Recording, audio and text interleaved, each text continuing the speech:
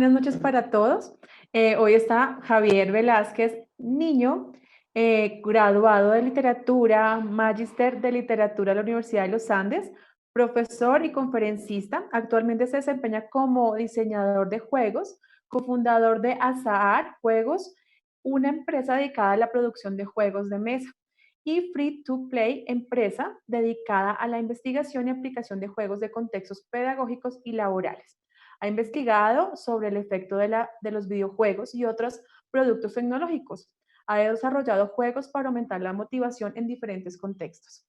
Y hoy nos acompaña con un tema muy interesante, y es del control parental a la autonomía responsable. Y de ahí salen muchísimas preguntas, y es bueno, ¿cómo lograr educar frente a esa autonomía responsable? Y sobre todo, ¿cómo entender ahora para muchos si es cómo ese prohibir no es la mejor opción? Entonces, bueno, es un tema muy interesante que a todos como padres nos deja interesados en mirar, bueno, cómo se hace eso y qué tiene hoy Javier para comentarnos y orientarnos en este tema. Bienvenido, Javier. Hola, pues primero que todo, nuevamente muchísimas gracias por la invitación. Esta es la segunda charla de este ciclo de charlas sobre tecnología, tecnología y psicología y educación. El tema de control parental, si escuchan mi hoja de vida, mi tema tiene que ver principalmente con juegos, con el mundo tecnológico alrededor de los juegos y la motivación. El estudio sobre juegos y motivación y tecnología me llevaron a trabajar alrededor de temas de redes sociales y evidentemente a raíz de eso todos los temas de control parental se vuelven muy visibles, especialmente porque uno de los grandes problemas que tenemos con el acceso a Internet es el acceso a la información, ¿no? La cantidad de información abrumadora que tenemos que genera incluso infotoxismo, que ya hay tanta información que genera elementos de toxicidad. Eh, Además, porque no tenemos las facultades necesarias para poder filtrar toda la información que recibimos. Esto no solamente es un tema relacionado con los niños, ¿sí? También es un tema relacionado con, la misma, con el mismo consumo tecnológico que tenemos los adultos y que de alguna forma no podemos sencillamente delegar la responsabilidad a la tecnología y a los controles parentales para tratar de tener una mejor sociedad, sino que tenemos que entender nuestro papel y nuestro rol como padres en la relación con nuestros hijos alrededor de este tipo de sistemas. Entonces voy a compartirles mi pantalla para arrancar la presentación. Eh, Listo. Entonces, em, la idea es que vamos a tratar de hablar del control parental en términos de cómo vamos del control a la autorregulación o, como dice el título de la charla, hacia la autonomía responsable. Ese es como el tema fundamental. Evidentemente, spoilers, la idea final de esta charla es mostrarles cómo los controles parentales no son tan efectivos como ustedes piensan.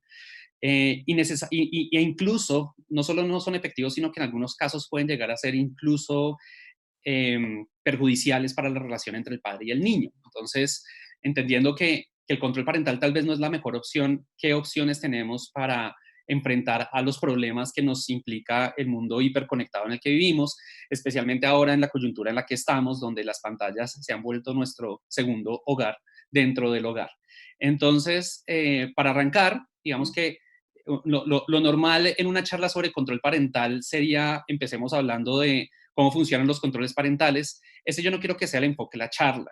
A mí me interesa entender primero cuál es la raíz del control parental, por qué existen los controles parentales. Y evidentemente esto viene de una necesidad natural de búsqueda de control por parte del padre. Y esa búsqueda del control no necesariamente viene de lugares perversos. En general, algunas de las razones por las que buscamos control es porque queremos proteger a nuestros hijos de riesgos que ellos no pueden controlar. Nosotros nos volvemos el ente de control. ¿Sí? Si ellos no saben que no deben consumir detergente, por ejemplo. Es la labor del padre de asegurarnos de monitorear su conducta para evitar que ellos caigan en conductas que les pueden generar daño, ¿no? Entonces, parte de lo que queremos con el control es disminuir la exposición de contenidos que pueden ser perjudiciales para ellos. Y aunque si hablamos del control alrededor de que los niños no deberían tener acceso a los detergentes, cuando hablamos del contenido en Internet, el tema se vuelve más complicado. ¿A qué contenidos pueden acceder? ¿A qué edades? Todo este tipo de temas se nos vuelven mucho más complejos. pero también tenemos además el deseo de evitar que nuestros hijos eh, tornen, sí, empiecen a generar eh, conductas que no son deseables, especialmente desde el punto de vista de la autoridad. Queremos disminuir la rebeldía de nuestros hijos y de alguna manera el control se vuelve un elemento de poder para tratar de evitar que nuestros hijos tomen decisiones y conductas que puedan ser incluso antisociales de alguna manera. Entonces, esto no es, la necesidad de control no viene enraizada necesariamente nuevamente de temas perversos. El control tiene un sentido. El problema no es ese, el problema son las manifestaciones de control que tenemos cuando tenemos una relación con nuestros hijos, porque parte de lo que sucede es que el control está enraizado en el poder y el poder genera fricción. La lucha del poder nace de entender que nuestro deseo más profundo es que nuestros hijos y nosotros seamos un equipo, ¿no? Que el padre y el hijo sea un equipo sería el caso ideal porque en el equipo la coayuda y todos los elementos de socialización generan relaciones positivas fuertes. Pero el problema es que precisamente esos elementos de poder generan necesariamente fricciones. No todo es felicidad y no todo es sol y choca esos cinco, porque parte de esa relación de tratar de controlar las conductas de nuestros hijos por el bienestar de ellos va a generar reacciones de poder también de parte de nuestros hijos y va a generar frustración en los padres. Y esas fricciones son las que empiezan a desencadenar una serie de problemas al interior de las familias. En general, siempre que hay situaciones donde empiezan a haber guerras y luchas de poder, empiezan a disminuir temas como la confianza del padre con el hijo y el hijo con el padre, que son absolutamente necesarias para el desarrollo de un niño. Entonces, entendiendo esto, empecemos por entender cuáles son los mecanismos de control y poder para saber efectivamente cómo todos estos mecanismos de control y poder que surgen del mundo real, que parten de las motivaciones del padre en el mundo real, en últimas son lo que vamos a ver representado en la mayoría de sistemas de control parental que se pueden encontrar en el mercado. ¿Sí? En todas las aplicaciones de control parental que hay, de alguna forma están respondiendo precisamente a estas necesidades. El primer mecanismo de control y poder es el monitoreo. Sentimos el padre siente mayor control cuando sabemos que podemos rastrear la información que nuestros hijos están consumiendo. Ese monitoreo en el mundo real tiene que ver con saber nuestros hijos dónde están, que llamen cuando lleguen a la casa de su amigo, saber, tener la certeza de la ubicación de nuestros hijos o de qué están haciendo nuestros hijos, de alguna forma nos genera sensación de control y de satisfacción personal.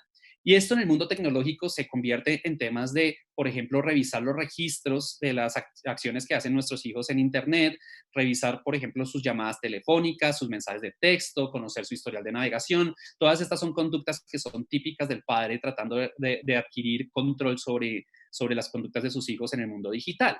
Y el monitoreo es una de las cosas que ustedes pueden ver que muchas aplicaciones de control parental ofrecen. Es a través de esta aplicación usted puede saber su hijo por dónde navegó y eso de alguna forma le genera tranquilidad al padre. Por otro lado, el segundo mecanismo de control y poder sería la restricción.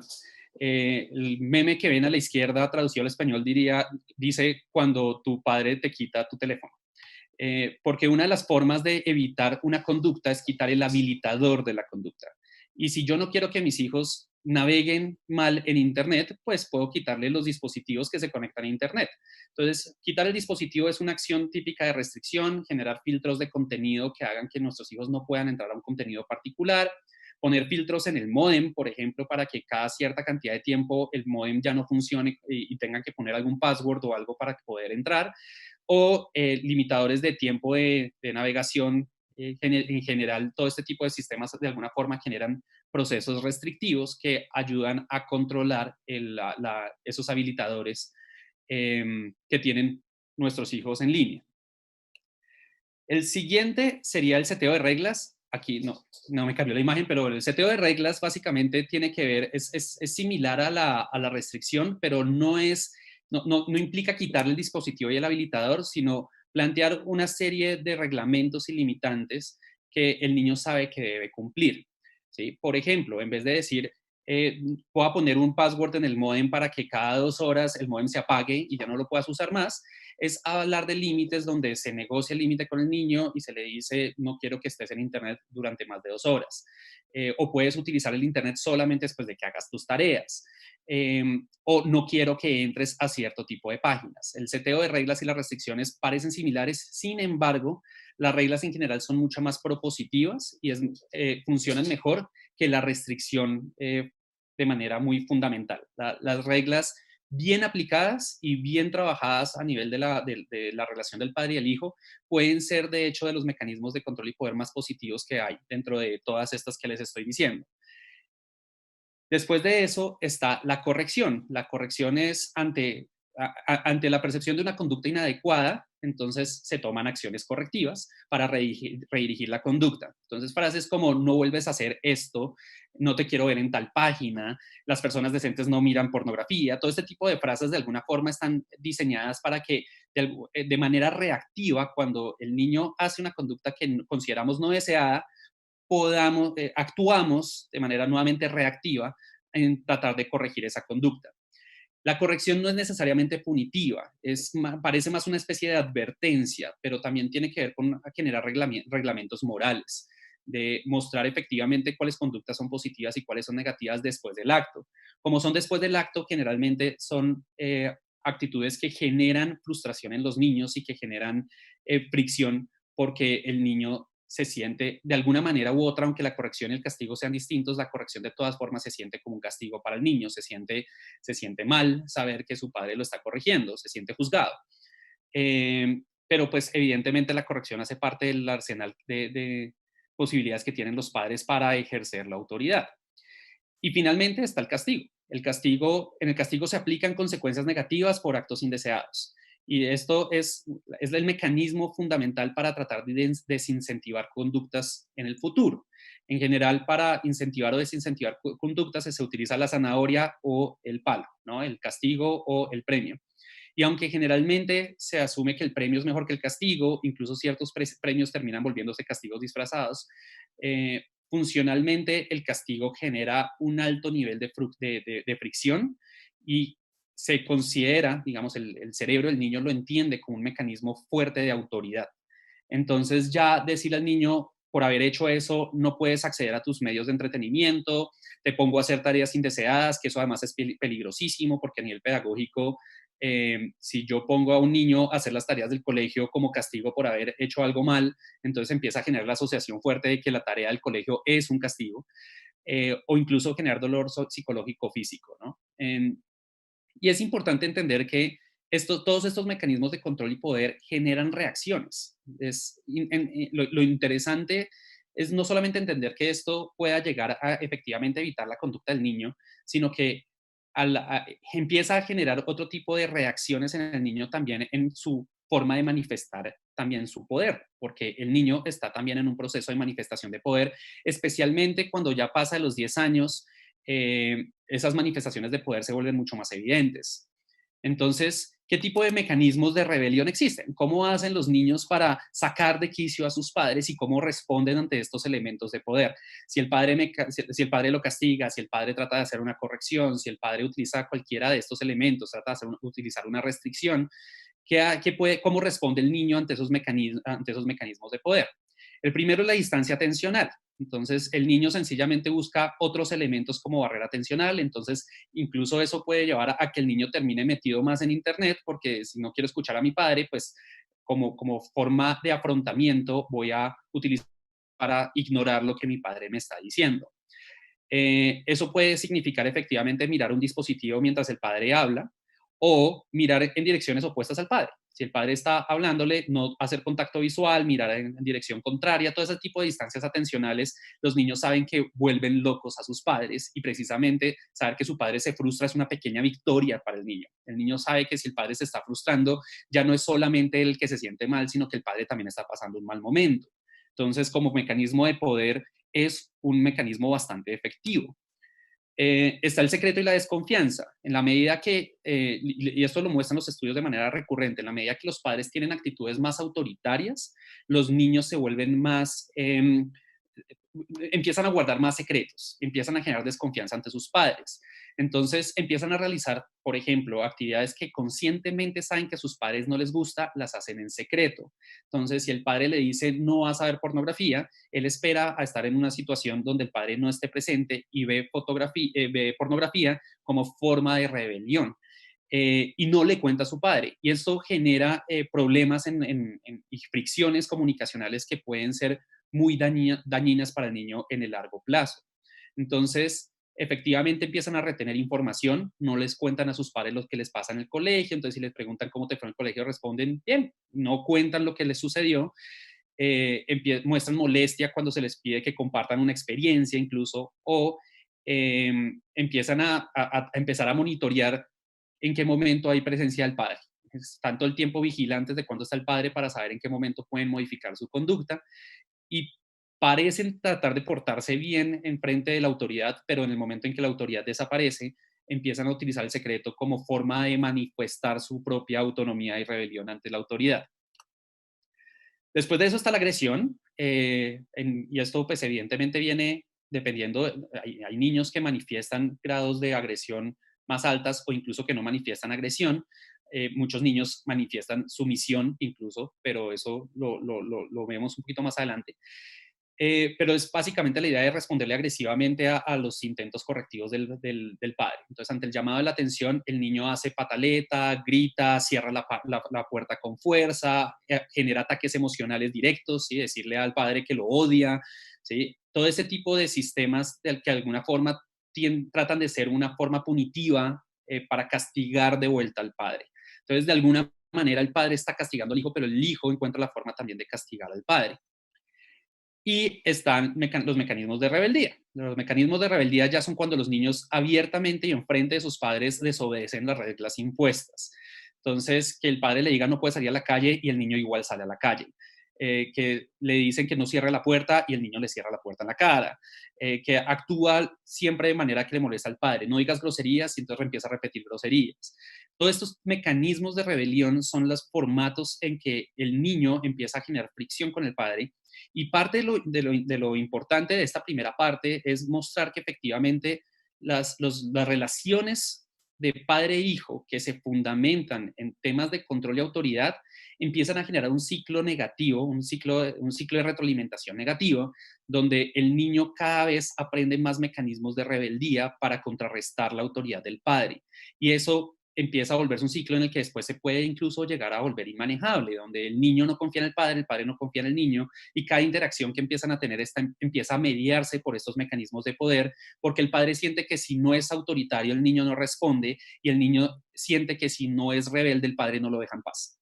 Entonces, parte de todo esto tiene que ver con el mundo real, pero con el mundo no digital, pero finalmente el mundo digital lo que está tratando de hacer es generar estos mismos mecanismos de control a través de generar, evitar el acceso a la información, a través de generar elementos restrictivos o correctivos, darle la información al padre para que el padre pueda regañar al niño.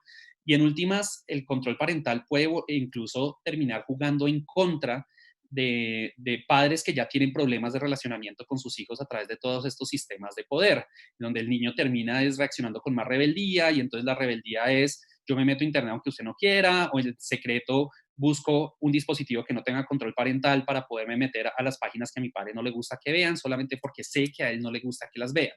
Y termina uno reforzando sin querer la conducta que está tratando de evitar. Entonces hay que tener cuidado con este círculo de retroalimentación, porque ese círculo de retroalimentación, esa idea de contestar al poder, puede tener dos manifestaciones inmediatas. La primera es la frustración y el escalamiento, y es que ante la reacción de poder, el cerebro se siente frustrado y ante la pérdida de control trata de retomarlo, y parte de la forma el ser humano tiene muchos mecanismos de retomar el control. Uno de estos, por ejemplo, es el volumen de la voz. Si mi hijo me empieza a hablar duro, yo le empiezo a hablar más duro y mi hijo empieza a hablarme más duro hasta que esto llega y escala al grito y a la pelea agresiva. Y todo porque realmente es la frustración la que está jugando en contra de las dos partes. Entonces, esa retroalimentación, esa frustración que se va guardando en la memoria y se va guardando en el hipocampo, que es donde guardamos los recuerdos, hace que después el niño, cuando el padre quiera tratar de llamarle la atención, el cerebro del niño ya está predispuesto al llamado de atención y a la pelea y empieza a arrancar la pelea incluso antes de que hubiera una pelea en primer lugar. El cerebro se encarga de generar expectativas de acción, donde si ya la frustración nos lleva a una pelea, probablemente la siguiente vez va a aumentar la probabilidad de que esa pelea retorne. Entonces, el control parental puede generar también este tipo de frustraciones y escalamientos, y eso hay que tenerlo en cuenta. Pero por otro lado, se puede empezar a generar una idea de la sumisión como un valor, ¿sí? Como que mi hijo, de pronto algunos de ustedes están diciendo cuando yo tengo esas posiciones de autoridad con mi hijo realmente no me genera ningún tipo de sistema de rebeldía. O sea, tengo suerte, yo puedo ser autoritario y mi hijo me responde con obediencia. La palabra sería obediencia, que es otro formato de sumisión. Y eso no necesariamente es positivo tampoco, porque ante la sumisión, el niño empieza a generar la necesidad de la regulación externa para saber qué decisiones tomar en su vida. Esto lo voy a tratar un poquito más adelante mejor, pero finalmente cualquier sistema de heteronomía donde el niño depende del padre para saber cuándo está haciendo bien las cosas o cuándo no, elimina la posibilidad de generar criterio personal. Y eso es muy peligroso en el largo plazo. Entonces, la obediencia absoluta no necesariamente es buena tampoco. Entonces, si estos dos rangos de acción no son necesariamente positivos, ¿qué se puede hacer? Hacia allá vamos más adelante. Entonces, para empezar a aterrizar esto y ya casi llegar a la parte donde hablamos ya de tecnología propiamente dicho, entendamos que existen al menos tres formas de control parental reconocidos por la psicología. El primero se llama el control conductual parental. El control conductual parental consiste efectivamente en monitorear las actividades de los hijos, poner reglas, poner restricciones, en últimas todo lo que le sirve al padre para tratar de administrar la conducta del hijo. Por otro lado, se encuentra el control psicológico. El control psicológico implica una manipulación a través de la regulación emocional. Ahí es cuando el padre ataca, por ejemplo, puede utilizar ataques personales, utilizar la culpa o utilizar la autoridad para tratar de modificar la forma en que lo que los niños sienten, lo que piensan y pues controlar, regular en últimas sus emociones. Que el control psicológico, entre el control conductual y el control psicológico, el control psicológico se sabe que es mucho más dañino en el largo plazo. Y finalmente está el control de información. El control de información es aquel donde el padre regula el contenido al que accede el niño o la niña y utiliza mecanismos censuradores. La censura es problemática en sí misma, el control de la información es problemática, evidentemente. No se trata de no puedo controlar a mi hijo, evidentemente, como vimos, por ejemplo, en el caso del detergente, como estábamos viendo más arriba, un grado de control es importante, el padre no debe ceder su control, pero la manifestación del control y el poder sí es fundamental. Y ahorita vamos a ver efectivamente cómo podemos retomar ese control de una manera mucho más propositiva. En este momento, ¿qué me interesa mostrarles? Que dentro de las formas de control parental, por ejemplo, hay un estudio interesante de formas de control parental y adicción a Internet, donde hacen un estudio longitudinal durante 3 años. Esto, si no estoy mal, es en Hong Kong. Así que, pues, evidentemente hay que tener cuidado en la extrapolación de los resultados a nuestro contexto. Pero parte de lo que se ve en algunos resultados es que, por ejemplo, en términos de adicción al Internet, cuando un padre, si ustedes ven la gráfica a la izquierda, la línea que tiene los triángulos, la línea sólida, muestra el resultado cuando un padre tiene un control parental alto. Y entonces cuando el padre hombre, tiene un control parental alto, generalmente incluso puede llegar a aumentar la adicción al Internet. Entonces, el seteo excesivo de reglas puede generar incluso que la adicción al Internet pase más. ¿Por qué? Porque el niño empieza a utilizar el Internet como forma de afrontar su mala relación con el padre. Empieza a escapar en el Internet para no tener que afrontar su situación familiar. En cambio, temas de control parental bajo pueden incluso llegar a disminuir la adicción al Internet por efectos de que una actitud de control parental bajo significa que generalmente el niño tiene que aprender más mecanismos de autorregulación. Eso nuevamente lo vamos a ver más adelante. Cuando uno habla de control psicológico, el control psicológico es mucho más complicado, porque si ustedes ven el control psicológico alto, de hecho parece disminuir la adicción al Internet. Entonces, aunque todos los estudios dicen que el control psicológico es peor que el control conductual, estos resultados parecieran decir lo contrario, que un control menor psicológico, un control mayor psicológico, el control mayor psicológico puede disminuir, tener una curva de disminución mayor de la adicción al Internet, pero tienen que tener cuidado, porque generalmente cuando hay mayor control psicológico, la tasa de adicción al Internet inicial incluso siempre suele ser más alta que la tasa de adicción inicial al Internet cuando hay menor control maternal. Aquí es paternal, acá es maternal. Los roles cuando se invierten no generan respuestas significativas. En general, el control psicológico desde la madre tiene más efecto que del padre y el control conductual tiene más efecto desde el padre que desde la madre. Parte de lo que igual tienen que tener en cuenta con estos resultados que es que estos son mediciones que se hacen durante la adolescencia del niño. Y esto hay algo que no cuenta. Hay una parte de la historia que este estudio de Sheck no cuenta y que él mismo, si ustedes ven acá, esto obviamente no es para que lo lean, esto es la conclusión fuerte de ese estudio, en resumen, es que el control psicológico afecta fuertemente la necesidad de autonomía e independencia de los niños y eso hace que en el largo plazo el uso de Internet se empiece a generar de manera excesiva como una forma de afrontamiento disfuncional ante el estrés de la vida.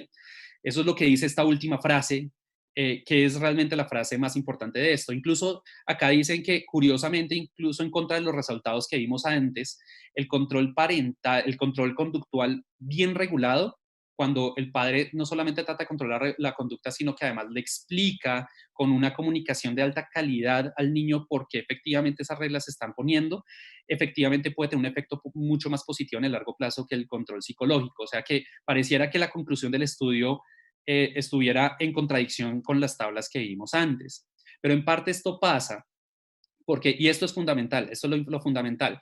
Los temas, por ejemplo, de adicción a Internet o adicción a videojuegos, todos estos temas de uso descontrolado de la tecnología, los problemas más fuertes generalmente empiezan a darse cuando los niños tienen 23 años en adelante. Y esto se da porque ese es el momento en que el control parental desaparece y cuando el niño ha dependido demasiado de ese control parental, el niño no sabe autorregularse ante el uso de la tecnología y puede caer más fácil en procesos adictivos. Entonces, fundamentalmente, y esto es algo que he dicho en varias conferencias cuando he hablado de videojuegos y demás, es lo que se hace con el niño durante su etapa adolescente puede tener un efecto diferente en su etapa adolescente a cuando sale de la adolescencia. Y entonces, aunque el niño obediente parece tener mejor regulación conductual durante la adolescencia, realmente en el momento en que sale de ese mecanismo heterónomo, empieza a tener peor regulación y puede caer en procesos de adicción más fuertes en su vida más de joven adulto. Entonces, lo que se hace en el corto plazo está afectando el largo plazo. Ustedes tienen siempre que pensar que todos estos mecanismos de control, nuestro cerebro tiende a buscar respuestas inmediatas. Ese es parte del problema, que siempre estamos buscando respuestas inmediatas. Y cuando buscamos control parental, lo que queremos es una respuesta ya mismo, un cambio de conducta inmediato en la conducta de nuestros hijos. Pero aunque ese cambio de conducta en el corto plazo se pueda dar y les da a ustedes la sensación de que su hijo de pronto es más obediente porque ustedes tienen formas más restrictivas de hablar con ellos, en el largo plazo puede que sus hijos tengan después más problemas de uso de tecnología cuando no los tengan ustedes para que ustedes les digan cómo actuar y cómo no.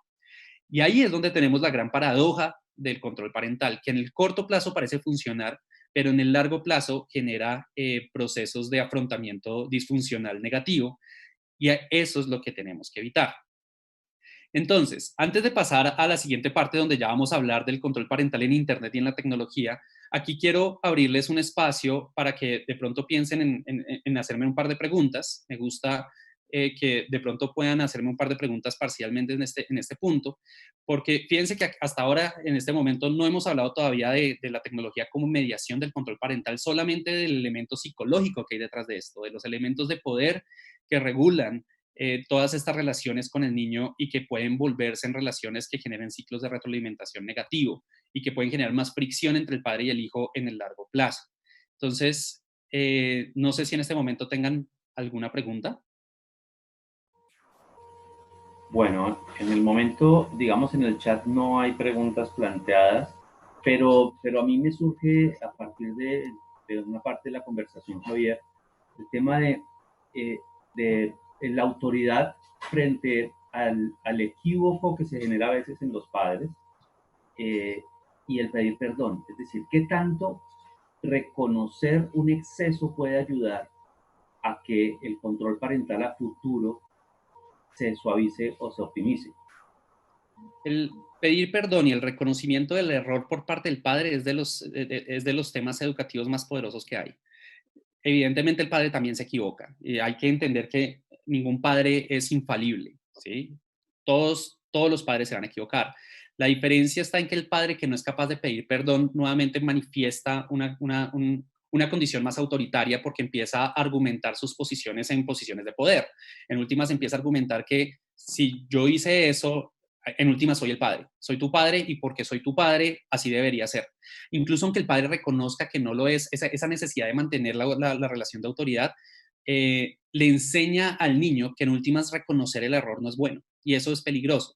Los padres que saben reconocer sus errores mitigan los efectos negativos de las relaciones autoritarias. Y eso está, digamos, estudiado y ha habido muchos estudios de replicación que muestran que el solo acto de pedir perdón ayuda a que el niño se dé cuenta que su padre se puede equivocar y por ende la relación se puede mejorar también a futuro, que el padre está dispuesto a aprender también como el niño, porque parte del problema del padre que nunca pide perdón es que pareciera que entonces como seres humanos no podemos aprender, ¿sí?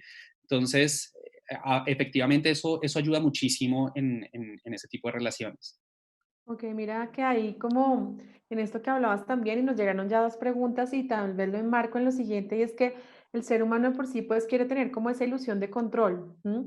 Porque claramente tiene un efecto rápido a corto plazo como tú lo referías, pero entonces cómo lograr como esa tendencia, esa necesidad de control manejar la rebeldía de los hijos, porque realmente el otro momento, en otra forma, pues es más demorado, es más de persistencia, pero nos pregunta acá una mamá como, bueno, entonces, ¿cómo manejar esa rebeldía en los niños?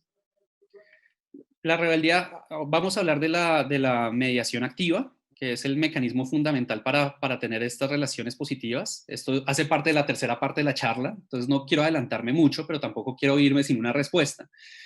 Fundamentalmente, si parte de la rebeldía hace parte de la reacción al poder, ¿cierto? Entonces, una de las formas de desempoderar la rebeldía es saberse desempoderar uno mismo. La rebeldía es una reacción fuerte ante una regla que el niño a veces considera injusta o ante un relacionamiento fuerte que el niño considera injusto. Generalmente los niños utilizan mucho la palabra injusticia para justificar precisamente su rebeldía. Y la rebeldía se empieza a apaciguar en el momento en que el padre toma una actitud mucho más conversadora, casi digo conservadora, no, conversadora, ¿sí? En el momento en que el padre es capaz de ponerse en una actitud de escucha activa, el solo hecho de que haya escucha activa desempodera hasta cierto punto la rebeldía. Porque si mi padre está dispuesto a escuchar por qué no estoy de acuerdo con la regla y el padre es capaz de argumentarme por qué para él es importante esa regla, el tema cambia de la acción, de la fricción ante el poder al debate y eso se vuelve un debate del aprendizaje, ¿no? Entonces, en parte implica que el padre tiene que aceptar desempoderarse un poco en términos del control inmediato, ¿sí? Si uno trata de atacar la rebeldía con más control, lo único que genera es mayor rebeldía. Eso sí eso se vuelve un ciclo de retroalimentación Claro, inmediata. y Entonces, hay que romper el ciclo de retroalimentación de agresión y de frustración. Y la única forma de hacer eso es, vamos a sentarnos, vamos a calmarnos, vamos a limar asperezas, vamos a entendernos, vamos a ser empáticos. Todos esos procesos empiezan a disminuir la rebeldía.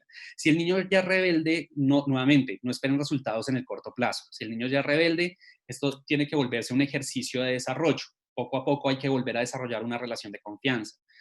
Pero la respuesta incómoda es, para tener un niño menos rebelde, hay que también ser capaces de ser menos tercos hasta cierto punto. claro que sí. Aquí hay otra pregunta interesante, bueno, hay dos más, y es como aclarar un poquitico qué es control psicológico, Javier. El control psicológico, por ejemplo, cuando la gente habla de utilizar la culpa, es que mi papá me trata de controlar a través de la culpa, ¿no? Es que, ay, es que usted me hace sufrir cada vez que sale a la calle. Eso es control psicológico. Yo trato de regular la emoción de mi hijo para hacerlo sentir, por ejemplo, culpable o para hacerlo sentir triste en momentos en que tal vez no debería sentirse triste, pero son mecanismos más manipuladores en el sentido de que yo no estoy seteando una regla, estoy diciendo algo que sé que está afectando directamente en la regulación emocional de mi hijo. Entonces, todos esos mecanismos de me voy a poner bravo y voy a mirar para otro lado porque no estoy decepcionado de ti, ¿sí? Eso es control psicológico. En últimas, yo no estoy seteando una regla, no le estoy creando una restricción, no estoy castigándolo, pero estoy haciéndolo sentir mal adrede. Además, es manipulador. El control psicológico es manipulador. Yo estoy esperando una respuesta de mi hijo, estoy esperando que mi hijo diga, está bien, mamá, yo te acompaño porque pues ya me hiciste sentir mal, ¿sí? Eso sería la definición de control psicológico. ¿Hay alguna otra? Creo que me dijiste que había otra más, ¿cierto? O una más y seguimos adelante. Creo que estás muteada. Ya.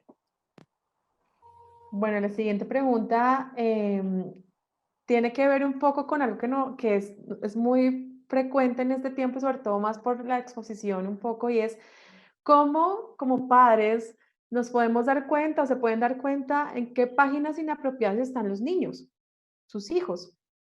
Se pueden dar cuenta a través de monitoreo, ¿sí? Ahora, si eso es bueno hacerlo de esa manera, eso es lo que estaría en debate. El monitoreo es, hay muchas aplicaciones que registran toda la navegación de sus hijos.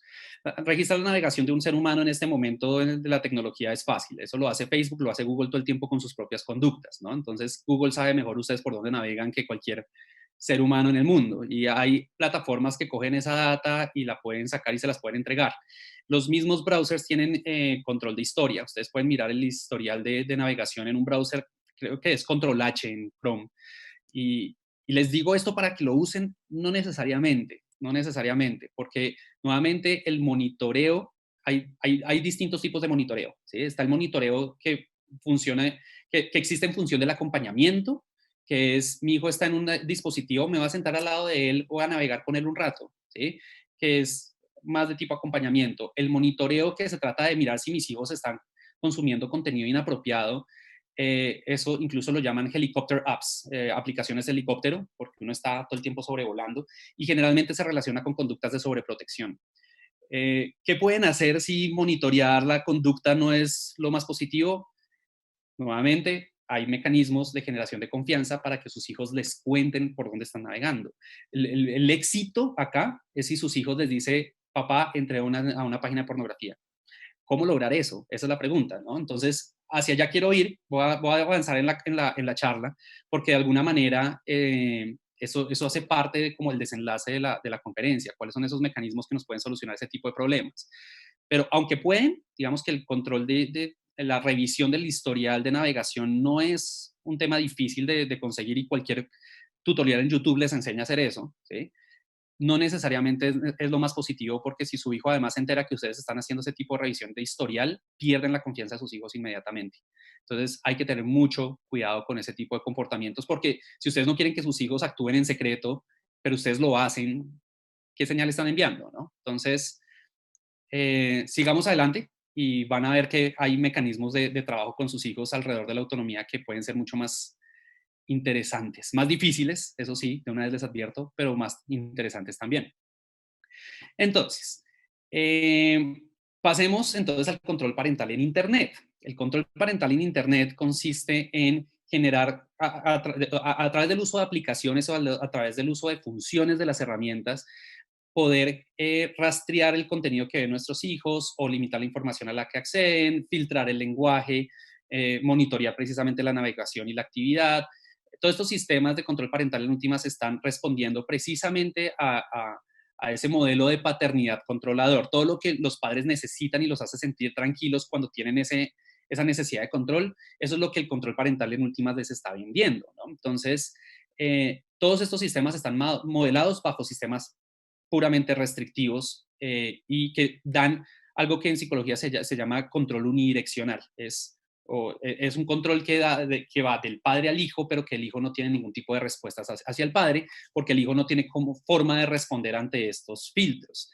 Entonces, Estos sistemas se pueden activar de muchas maneras, hay muchos mecanismos de control parental, hay control parental desde los ISPs que controlan Internet, hasta el módem tiene sistemas de control parental, las aplicaciones, cada aplicación, YouTube tiene sistemas de control parental, y hay aplicaciones, si ustedes buscan aplicaciones de control parental en Internet, hay algunas que, por ejemplo, dicen que hacen control parental y lo que hacen son aplicaciones donde tienen contenido apropiado para niños y no tienen contenido que no sea apropiado. Pero si ustedes buscan mecanismos de control parental, de esto hay muchísimo en línea. Ustedes solo tienen que buscarlo. Métanse en su App Store o en su Play Store y busquen control parental y van a encontrar un montón de aplicaciones que les prometen hacer esto. Sin embargo, nuevamente, ¿es esto positivo o no? Entonces, entendamos primero qué tipo de funcionamientos de control parental existen en Internet. El primero es el control funcional. El control funcional se da cuando una aplicación limita las funciones de uso, deshabilita funciones cuando, por ejemplo, cuando hay un menor de edad. Por ejemplo, esto significa limitar los pagos en línea, que un niño no pueda acceder al sistema de pagos en línea de mi aplicación, que eso lo hacen todas las tiendas, incluso los juegos utilizan mucho estos sistemas de control parental, donde el padre puede decirle a Epic Games con Fortnite, puede decirle, por favor, mi hijo no puede comprar, no puede acceder al sistema de pagos en línea. Entonces yo puedo restringir diferentes tipos de funciones para evitar que mis hijos puedan acceder a las conductas, que es una manera de control por restricción, ¿no? Y en muchos casos esas limitaciones de funciones son positivas, especialmente si un niño tiende a utilizar mal las tarjetas de crédito de sus padres. Limitarle ese tipo de funciones puede ser positivo siempre y cuando esto vaya acompañado del diálogo correcto, de por qué te estoy limitando esto, que esas funciones se limiten por cierto tiempo, pero que al niño se dé la posibilidad de reivindicarse con el padre, por ejemplo. También están las restricciones temporales, son todas las aplicaciones que limitan el tiempo de uso de una aplicación o un dispositivo. Entonces, los mismos modems tienen sistemas de control parental donde ustedes pueden decirle que se desactive la navegación desde una IP particular después de que ha durado 2 horas navegando. Esas requieren mucho más conocimiento técnico, entonces se utilizan muy poco, pero las mismas aplicaciones, algunas aplicaciones también tienen esos sistemas que de alguna forma le limitan el Internet a un dispositivo si uno las baja después de cierto tiempo de navegación. La tercera categoría de sistemas de control parental son los que generan restricción de contenido, que son los que limitan el acceso a ciertos contenidos o a cierto lenguaje, lo que les decía ahorita. Por ejemplo, están estos sistemas que no permiten el acceso a pornografía. Pornografía, dice aquí, qué pena. El acceso a la pornografía. Entonces, no quiero que vean contenido para mayores de edad. Todos estos contenidos de 18 años en adelante que se le limitan a los niños porque están clasificados en las mismas páginas, ¿no? Entonces, esto permite al padre sentirse más tranquilo porque su hijo no puede acceder a contenido peligroso. Y el cuarto tipo es el de monitoreo, que es precisamente sobre el que hacían la pregunta ahorita, que es aquel que permite generar un historial de actividad y generar alertas, porque esto no solamente ustedes se meten a mirar qué actividad tienen, sino que ustedes pueden llegar a configurar que si su hijo se mete en una página de pornografía, les llegue a ustedes un correo directamente. Que esto suena muy Big Brother, muy gran hermano, ¿no? Pero que para los padres muchas veces este tipo de sistemas les generan tranquilidad. Nuevamente, todos estos sistemas lo que están vendiéndole a ustedes padres es su tranquilidad, están jugando con su tranquilidad, porque en últimas lo que dicen es si ustedes pueden monitorear la actividad de Internet de sus hijos, ustedes pueden estar más tranquilos porque saben que su hijo no se está metiendo en contenido inapropiado. ¿Qué pasa con todos estos sistemas de control parental? ¿Qué tan efectivos son? Y en esto lo primero que tienen que saber es que los estudios que han tratado de medir la efectividad de los controles parentales han generado siempre resultados contradictorios. No hay una, no hay una categoría de estudios, no hay resultados que nos digan efectivamente que el control parental está generando mejores niños y mejor desarrollo en la infancia. Tampoco se puede categorizar que los controles parentales no sirvan. Esto es importante. Los controles parentales, dependiendo de su tipo de uso, y parte de lo que propone este estudio de Saman y Nowen, es un estudio del 2016, parte de lo que ellos proponen es que no debería tanto estudiarse si los controles funcionan o no, sino cómo los padres pueden hacer mejor uso de los controles parentales. Entonces, por ejemplo, Parece que los controles parentales son más útiles entre los niños entre los 10 y los 15 años, pero no se sabe si puede ser por un sesgo en la información, porque puede que los padres de hijos de 16 a 18 años no sienten tanta necesidad de control sobre sus hijos. Parece que el pico de la necesidad de control sea entre los 10 y los 15. Entonces, puede que la data ahí sea incorrecta. También se sabe que los padres que tienden a ser más nativos digitales o que tienden a tener mayor conocimiento del mundo digital tienden a usar más los controles parentales porque no les da miedo la investigación. Básicamente lo que evita que un padre utilice el control parental es que no sabe cómo investigar en Internet. Entonces no sabe cómo meterse en Google y bajar la aplicación y tiene miedo que de pronto esa aplicación sea un virus. Entonces como hay menor conocimiento del mundo digital, hay menor acceso a esos controles parentales. Que en ese caso la respuesta no necesariamente es aprender más de cómo utilizar Internet, es aprender mejor, sistemas de paternidad más propositivos alrededor de la autonomía, como ya vamos a ver. También se sabe que los padres que tienden a tener digamos, procesos de desconfianza más agudos con sus hijos, los padres desconfiados tienden a efectivamente utilizar más estos sistemas de control parental, principalmente cuando se trata de temas de sexualidad. El tema de sexualidad es uno de los temas que más lleva a los padres a buscar elementos de control parental. Entonces, en la medida que el padre siente desconfianza por su hijo, acude más a estos sistemas de control, que eso ya de por sí es un problema fundamental. O sea, si tengo desconfianza en mi hijo, ahí hay un problema mucho más de raíz que si Internet es malo o no. Es cómo yo como padre puedo generar procesos de confianza mayor con mis hijos. Y este estudio citado por Saman y Nowen, de Durager y Livingston, hay un estudio que es interesante porque reporta que en últimas, la mayoría de estos sistemas de control parental no parecen reducir los riesgos de exposición en línea. ¿Por qué no? Porque si estos sistemas de control parental están ahí para reducir ese problema de exposición, que en la primera diapositiva dijimos es parte de esas necesidades fundamentales que tenemos de evitar que nuestros hijos se expongan a contenido que no es apropiado, porque estos sistemas de control parental no logran ese objetivo. Y ahí ya tenemos un problema mucho más fundamental. Antes de responder eso, hay unos temas adicionales, y es que la punición y la prohibición se ha mostrado en todos esos estudios que tratan donde los padres utilizan el control parental para generar sistemas de prohibición o de punición, por ejemplo, los de monitoreo, donde yo castigo a mi hijo porque se metió en una página de pornografía, en últimas generan efectos contrarios en el largo plazo.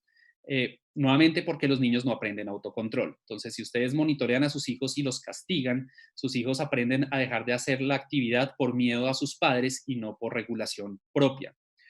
En segundo lugar, está el tema de que los padres a veces tienden a subestimar o sobreestimar ciertos riesgos en línea, y eso es complejo, porque muchos padres consideran que sus hijos se metan a páginas pornográficas no es nada grave, y otros creen que es terriblemente grave, cuando la investigación muestra que sí sí tiene efectos en el desarrollo del niño, pero que esos efectos en el desarrollo del niño están mediados por muchos otros factores familiares y no solamente por la exposición a la pornografía. Y entonces los padres tienden a estar demasiado tranquilos o estar demasiado prevenidos, y eso afecta el uso del control parental porque tiende a hacer que la gente utilice el control parental como sistemas más punitivos, o tienden a no utilizarlo para nada. Después está el tema del relacionamiento social, y es que parte de lo que se ha investigado con los sistemas de control parental es que pueden afectar negativamente el relacionamiento que tienen los niños con sus compañeros en línea. Por evitar que un niño se exponga, por ejemplo, a hablar con un extraño, termina también evitando que se exponga a compartir con sus amigos en línea. Y eso también ha mostrado que puede tener efectos negativos en el desarrollo, o sea que el control excesivo puede por rebote tener efectos en los procesos de relacionamiento de los niños y las habilidades que tienen los niños para relacionarse, particularmente en línea, que es una habilidad necesaria del siglo XXI porque muchas de nuestras relaciones ahora funcionan en línea, como nos está pasando incluso en este momento más que nunca. Y fundamentalmente, una de las conclusiones y fuertes que tiene Saman y Nowen en ese estudio es que todas estas aplicaciones de helicóptero que generan estos procesos de monitoreo, en últimas empiezan a generar más reacciones sobreprotectoras en los padres.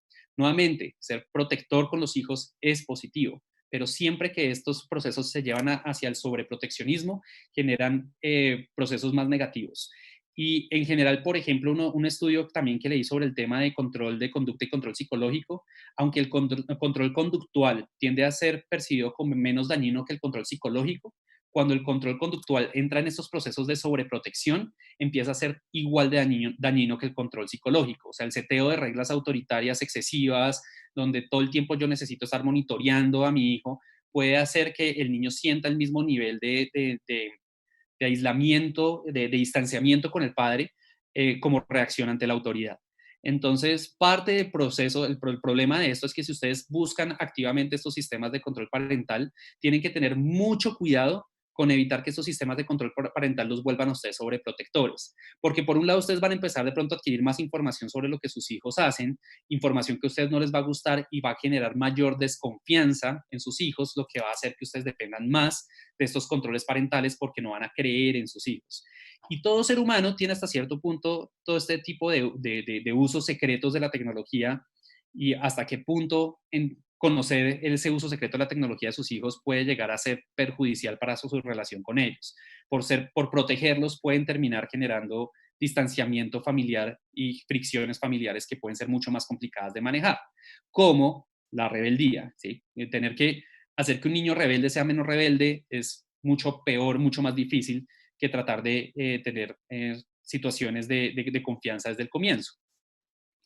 Pero además de eso, ¿qué pasa? Que los sistemas de control parental dependen de algoritmos, dependen de la creación de algoritmos que tratan de ser inteligentes y entender efectivamente cómo puedo hacer que cierta información no le llegue a gente que no debería, a la que no debería llegar, ¿no? El acceso a la información inapropiada.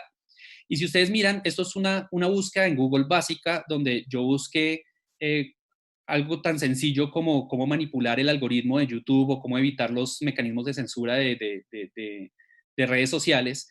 Y la primera página de Facebook me muestra todos estos videos que ustedes ven acá, que van desde el punto de revisar efectivamente cómo la gente manipula los algoritmos de YouTube para saltarse todos estos controles parentales, o sea, cómo el creador de contenido puede lograr hacer que el contenido inapropiado llegue a sus hijos a pesar del control parental. Y hay muchos mecanismos, mucha gente que estudia fuertemente cómo romper todos los controles parentales de todas las redes sociales. ¿Por qué? Porque su negocio es llegar con su información a más ojos y muchas de estas redes saben, por ejemplo, los sitios de pornografía saben que es más fácil efectivamente, por ejemplo, llegar a los niños desde su adolescencia y acostumbrarlos a la pornografía para que después se vuelvan clientes pagos más adelante en el futuro. Entonces, ellos están activamente mirando cómo pueden romper todos estos sistemas de control parental. Quién está manipulando a Twitter, cómo romper, hay videos que le enseñan a los niños cómo romper el control parental de YouTube. Todo, y eso no lo coge el control parental, porque eso no parece efectivamente información para mayores de 18 años. Entonces, se vuelve muy complejo pelear con tecnología a lo que el ser humano con creatividad puede romper. Cada elemento de control parental que ustedes tienen, les aseguro que hay otra aplicación que se encarga de engañar a su sistema de control parental. Y sus hijos son nativos tecnológicos, ellos tienen una ventaja, puede que tengan una ventaja mayor ahí y puedan saber que si ustedes están regulando su comportamiento en línea, ellos bajando otra aplicación pueden hacer que ustedes nunca vean lo que ustedes quieren ver.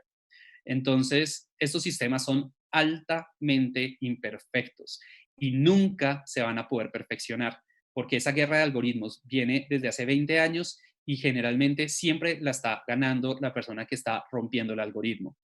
Eso en términos de mecanismos para evitar la censura de Internet, además porque esos algoritmos de alguna forma se autojustifican en el hecho de que yo estoy tratando de evitar que YouTube me censure, por ejemplo. Entonces, es muy complicado depender de estos sistemas para evitar que sus hijos vean información que ustedes no quieren que vean. Por otro lado, hay un sobreénfasis en la pornografía. Y miren, si ustedes buscan pornography o pornografía en Google, inmediatamente ya encuentran pornografía. No hay que entrar a un sitio de pornografía para encontrar pornografía. La pornografía, el 80% del contenido en Internet, si no estoy mal, es un número gigante, ya no lo recuerdo, es pornografía. Y llegar a esa pornografía se puede hacer a través de muchos medios. Evidentemente, hay sistemas que utilizan inteligencia artificial y aprendizaje de máquina para reconocer imágenes pornográficas y evitar que los niños las vean, pero romper los algoritmos de aprendizaje de esos sistemas no es tan difícil. Google tiene uno de los sistemas más complejos para evitar que efectivamente cuando uno busque pornografía en Google aparezca pornografía. Y sin embargo, esto es lo que aparece en la primera búsqueda. Entonces, es muy complejo que ustedes logren evitar que los niños accedan a esas plataformas. No a través del control, nuevamente, no a través de estos mecanismos. Es muy, muy complicado lograr hacerlo. Y el otro tema es la falacia del control del contenido violento. Y es que parte del problema es que aunque uno trate de poner mecanismos de control parental para evitar contenido violento, el problema es que la mayoría del contenido que hay en Internet utiliza la violencia como mecanismo de entretenimiento. ¿Sí? Esto pasa en las películas. Piensen en la última película que ustedes vieron que no tenía contenido violento. El 98% de los videojuegos, creo que eso lo tengo más adelante, utilizan contenido violento para capturar también la atención de los niños. Y incluso los videos musicales que generalmente burlan los controles parentales, este video de Maroon 5 de Animals es supremamente violento y en general, de hecho yo tengo una historia con este video y es que estaba con un sobrino viendo el video y él le encantaba este video, era su canción favorita y lo veía todo el tiempo. Tenía 10 años creo que en ese momento. Y cuando yo vi el video le comenté a mi cuñada en su momento y ella entró en pánico porque sabía que él llevaba viendo este video durante mucho tiempo. ¿Sí? Y entonces, ¿qué hacemos? Pues no podemos decirle a YouTube no le muestre el video. La única forma de actuar ante esa situación es depender de la confianza con el hijo. Es decirle al hijo, hijo, no quiero que veas este video, mira otras versiones del video musical que tenga otros videos, pero no quiero que veas este video porque me molesta su violencia. En últimas, la violencia tampoco es fácil de controlar a través de estos sistemas de control parental. Nuevamente, lo que les digo, en YouTube, la mayor cantidad de contenido que hay en este momento en YouTube está relacionado con videojuegos. Y el 98% de los juegos que salen en el E3, que es la convención donde salen todos los videojuegos en el año, el 98% de esos juegos tienen contenido violento. Ya hace parte del ADN de la construcción de videojuegos, porque ya se sabe, la industria sabe que ese tipo de juegos vende bien. Y es muy difícil encontrar juegos que no tienen contenido violento. Entonces, si ustedes lo que quieren es tratar de evitar que sus hijos vean este contenido, ustedes tienen que enseñarles a tener un consumo mediático responsable, tienen que acostumbrarlos a ver canales donde el contenido sea más formativo. Y eso no lo pueden hacer a través de sistemas de control parental. Ustedes no pueden eliminar todo el contenido de Internet para que solamente el contenido educativo le aparezca a sus hijos. Es absolutamente imposible. Entonces, nuevamente, por ahí no puede ser. Y incluso para mí, parte de lo más complejo de toda esta discusión es que los padres se enfocan tanto en la violencia, en la pornografía, en todos esos contenidos que quieren evitar que sus hijos consuman, que se les olvida que parte de lo más complicado del contenido de Internet tiene que ver con todo el contenido de manipulación, mercadeo, noticias falsas que existen en Internet y que los mismos adultos tienen problemas para reconocer, que el mismo adulto no sabe cómo combatir, no sabe cómo trabajar alrededor de estos contenidos, porque el mismo adulto es el que está mandando cadenas de información por WhatsApp, compartiendo noticias falsas porque una noticia lo puso bravo y porque entonces tenemos la crisis mediática en la que el presidente de Estados Unidos a todo lo llama noticias falsas. Es muy complejo. En este momento no podemos evitar que nuestros hijos se expongan a este tipo de contenidos manipuladores, que además los controles parentales ni siquiera lo intentan, ni siquiera hacen el atisbo del intento de evitar que los niños se enfrenten a información que es falsa y manipuladora. Entonces, si los estoy asustando un poco, eso es un poco parte de la idea, de que ustedes, estoy tratando de quitarles el control hasta cierto punto para que ustedes busquen otros mecanismos de control diferentes. El control parental y todos los sistemas, todos esos algoritmos que tratan de, por ejemplo, proteger los derechos de autor y demás, incluso se ha demostrado que afectan, por ejemplo, contenido formativo. Contenido positivo, por ejemplo, los músicos que tratan de hacer contenido educativo sobre música tienen muchos problemas con YouTube porque YouTube tiende a cerrarles sus videos por tratar por utilizar clips de música que está protegida con derechos de autor. Esto es más del mundo de la piratería, evidentemente, que el mundo del control parental, pero he visto en estudios, no sé casos concretos, desafortunadamente, pero sí he visto en estudios que dicen que efectivamente el control parental puede afectar el acceso incluso a temas más formativos y pues es algo con lo que tenemos que vivir.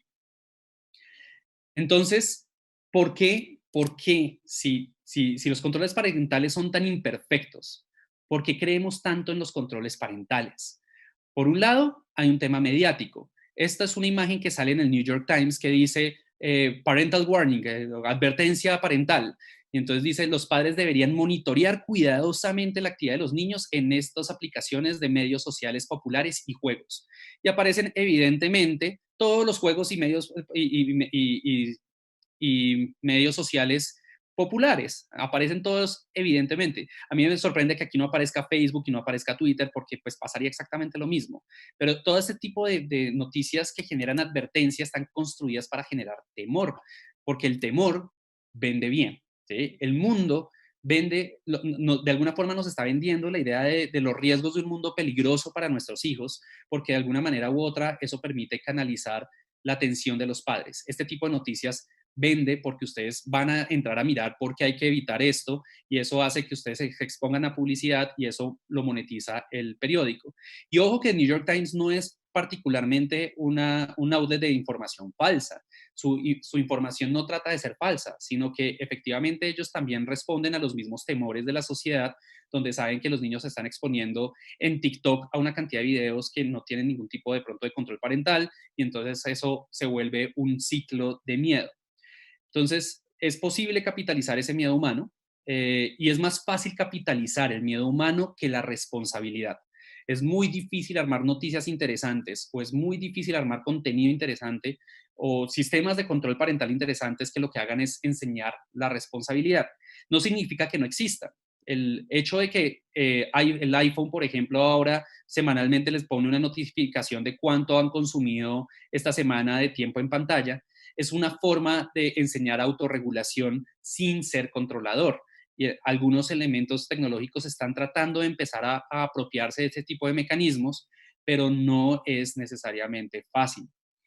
Y finalmente, la transformación del mundo digital sucede tan rápidamente que ustedes naturalmente se sienten desempoderados. Eso es parte del proceso evolutivo vertiginoso del mundo digital, donde cada vez que ustedes logran controlar al niño en YouTube, el niño ya no ve en YouTube, sino que está viendo videos en TikTok. Y cuando ustedes finalmente aprendan cómo controlar el contenido que ven sus niños en TikTok, ellos ya no van a estar viendo contenidos en TikTok, van a estar viendo contenidos en otras plataformas. Y van a encontrar que van a haber muchas plataformas que de alguna forma están diseñadas para que el niño incluso pueda esconderle a su padre el contenido. Que plataformas que muestran un contenido normal en un momento, pero cuando el padre no está, pones pichar un botón y ver el contenido que saben que sus padres no quieren ver. Porque eso, nuevamente, así como hay sistemas que le venden al padre el control, hay también sistemas que le venden al niño el control. Y venderle al niño el control es venderle sistemas que le permiten a él mantener en secreto su información. Y eso ya de por sí nos pone en una situación muy complicada donde se vuelve el padre contra el hijo. Y eso no puede suceder. Entonces, creemos en los controles parentales básicamente porque tenemos miedo. Y ese miedo es lo que tenemos que combatir. ¿Cómo combatirlos? Antes de que pasemos a esta parte, que ya es la parte final donde quiero empezar a darles de pronto información un poquito más propositiva sobre cómo pueden trabajar alrededor del tema, me gustaría saber si en este momento, hasta este punto, tienen alguna pregunta también, como parte de nuestras preguntas intermedias.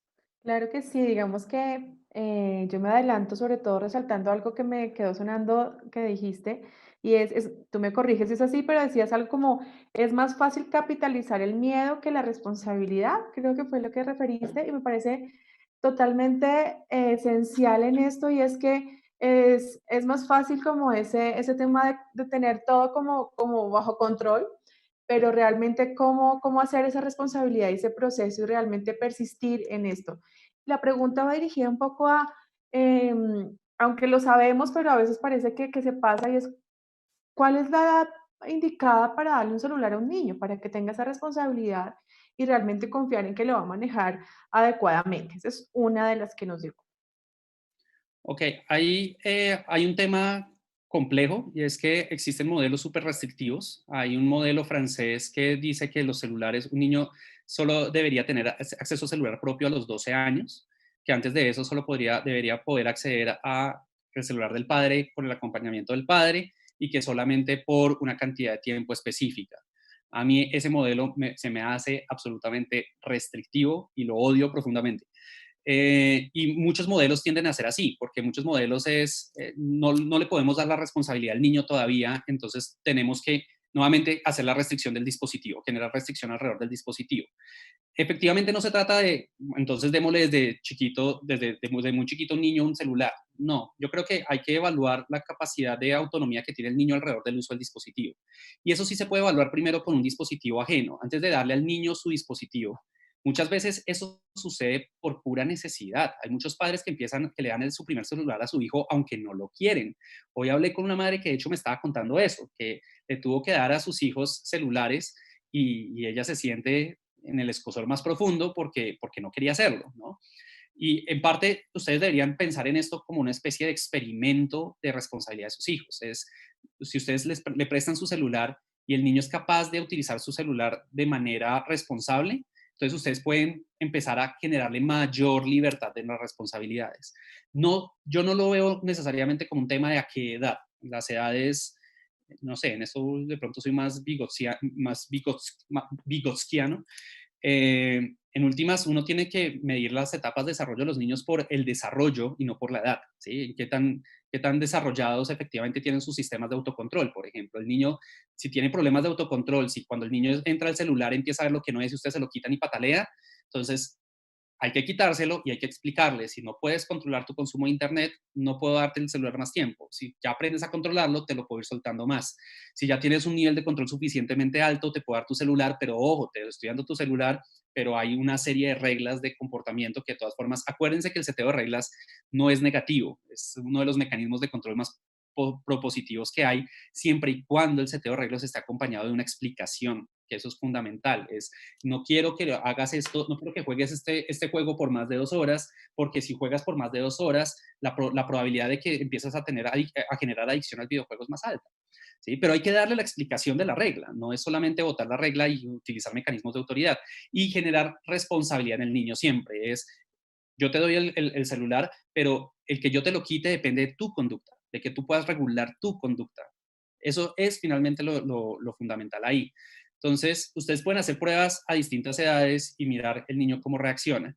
Claro, entre más tiempo pasa, la corteza frontal más se va desarrollando, hay más capacidad de evitar impulsos. Entonces, para muchos es importante evitar ese primer contacto con la tecnología, especialmente la tecnología propia, hasta que ya hay un nivel de desarrollo cerebral más avanzado. Pero siempre hay que tener cuidado con cualquier modelo que implica restricción pura y no puedes tener celular hasta que no cumplas 12. ¿Y por qué? O sea, ¿cuál es el argumento? ¿Por qué cuando cumpla 12? ¿Qué es lo que hace que el día de mi cumpleaños mi cerebro sea distinto al día de ayer? Eso es algo que el niño no entiende. Entonces, eso se vuelve muy arbitrario y ese tipo de situaciones arbitrarias son complicadas. Yo tengo una pregunta aquí, un comentario de un padre más bien, que nos dice que si el problema del monitoreo no es realmente la reacción y el manejo del padre o madre al detectar algo indebido en dicho proceso. O sea, la detección en sí no es la bruja de la película, sino la reacción de los padres. Eso es básicamente el comentario que nos da y queremos saber qué reflexión hay al respecto. De acuerdo. Por eso el estudio de Samar lo que hace es poner la responsabilidad en el uso del control parental y no en el control parental en sí mismo. En este momento, si se dan cuenta, yo estoy tratando de demonizar hasta cierto punto el control parental, pero es para llevarlos a un estado contrario de pensamiento donde cuando utilicen el control parental no lo utilicen de manera punitiva, no lo utilicen de manera castigadora. Si ustedes son capaces de tener un sistema de monitoreo, primero, donde sus hijos saben que están siendo monitoreados y por qué están siendo monitoreados. Segundo, donde en caso de que sus hijos lleguen a un lugar inadecuado, ustedes puedan tener una conversación con ellos sobre lo que vieron en ese lugar y no se vuelva un tema de no me gusta que tú entres ahí. Entonces, si no se vuelve un tema punitivo, el sistema se puede utilizar de manera proactiva. Efectivamente, el uso del sistema de control es más importante que el sistema de control en sí mismo. Y en ese sentido, yo no les voy a decir no utilicen controles parentales. De hecho, aunque hay muchos mecanismos para evitar que el control parental funcione, de todas formas funciona mejor que ningún control parental, pero siempre y cuando el elemento de conversación con el hijo no desaparezca, que no sea un tema de autoridad. Si quieren, continuamos con esta parte, ya que esto nos lleva precisamente como a las respuestas más propositivas. Tengo una pregunta pequeña, Juan Manuel. Nos preguntan, ¿esta charla va enfocada a niños en qué rango de edad y cuánto tiempo deberíamos permitir el uso de los dispositivos? Son cosas que los papás en este momento quieren saber. Esta charla yo no la planeé para una edad, un rango de edades, porque si se dan cuenta, la charla está enfocada en el padre. Yo no estoy enfocando la charla en el niño. Yo no estoy tratando de decir el control parental funciona entre estas edades y entre estas otras. De hecho, lo que muestra la literatura es que el control parental se suele usar más entre los 10 y 15 años, no necesariamente porque sea mejor o sea peor, sino porque en ese momento los padres sufren de mayor desconfianza, mayor pérdida de control, mayor desempoderamiento con sus hijos. Entonces, no es una charla para determinar que esto funciona con grandes o con chicos. De hecho, el control parental no es un tema de edad, es un tema de actitud paternal. Y esa actitud paternal va desde el niño de 3 años hasta el niño de 18. ¿Sí? El padre que tiene hijos de 16 a 18 años tiende a ser más laxo que el que tiene niños de 10 a 15, y son más laxos los que tienen niños chiquitos, porque en general los controles parentales para los niños más chiquitos incluso funcionan mejor y son más naturales. Es más fácil dirigir el canal de atención a quiero que vea Discovery Kids y no quiero que vea YouTube. Es más sencillo a través de sencillamente medir el canal, controlar el tipo de contenido que ven los niños. Pero mi enfoque está más en esta charla en el padre. En temas de en cuánto deben mantenerse en línea, mi invitación sería, para que tengan una respuesta correcta, es ver la charla que dimos la vez pasada, precisamente, sobre uso responsable de la tecnología, donde precisamente ese tema se trató, ¿sí? Porque especialmente ahora la respuesta es complicada.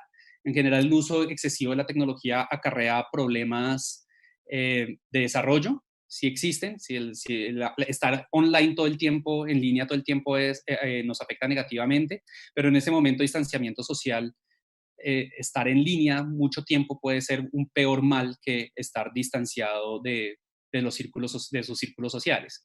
Entonces, en este momento en particular, es escoger entre dos males, y probablemente, digamos, como un poco como conclusión de la charla de la vez pasada sobre ese tema, es en este momento probablemente el distanciamiento social es mucho más peligroso que el uso excesivo de la tecnología. Igual, hay que regularlo, hay que generar autocontrol, no dejar que los niños utilicen la tecnología a deshoras, las horas de dormir son las horas de dormir, o sea, todo eso sigue aplicando, pero en este momento tener un control rígido sobre solo puedes utilizar la tecnología durante 2 horas puede incluso también ser problemático. Entonces, ahí mi invitación es a ver la charla anterior, que eso lo discutimos con mayor profundidad ahí.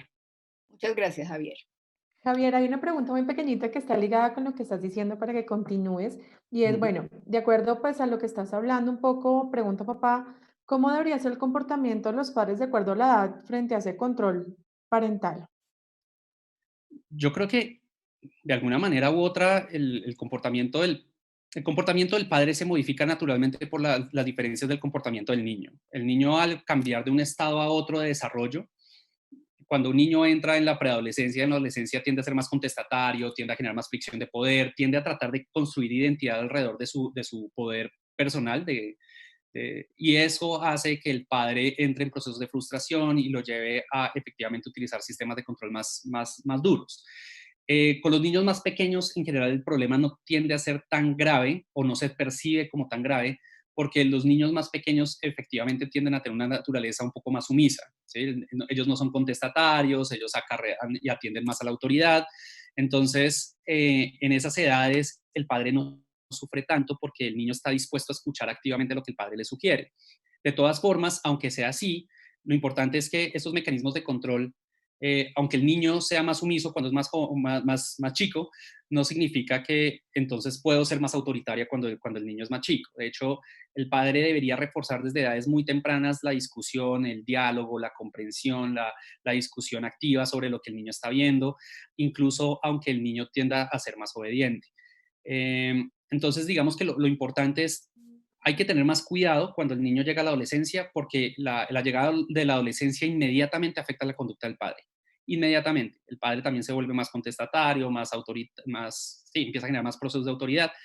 Entonces, ahí hay que tener más alertas, pero desde antes el padre debería educarse en generar procesos de formación de autonomía, que es lo que vamos a ver ahorita.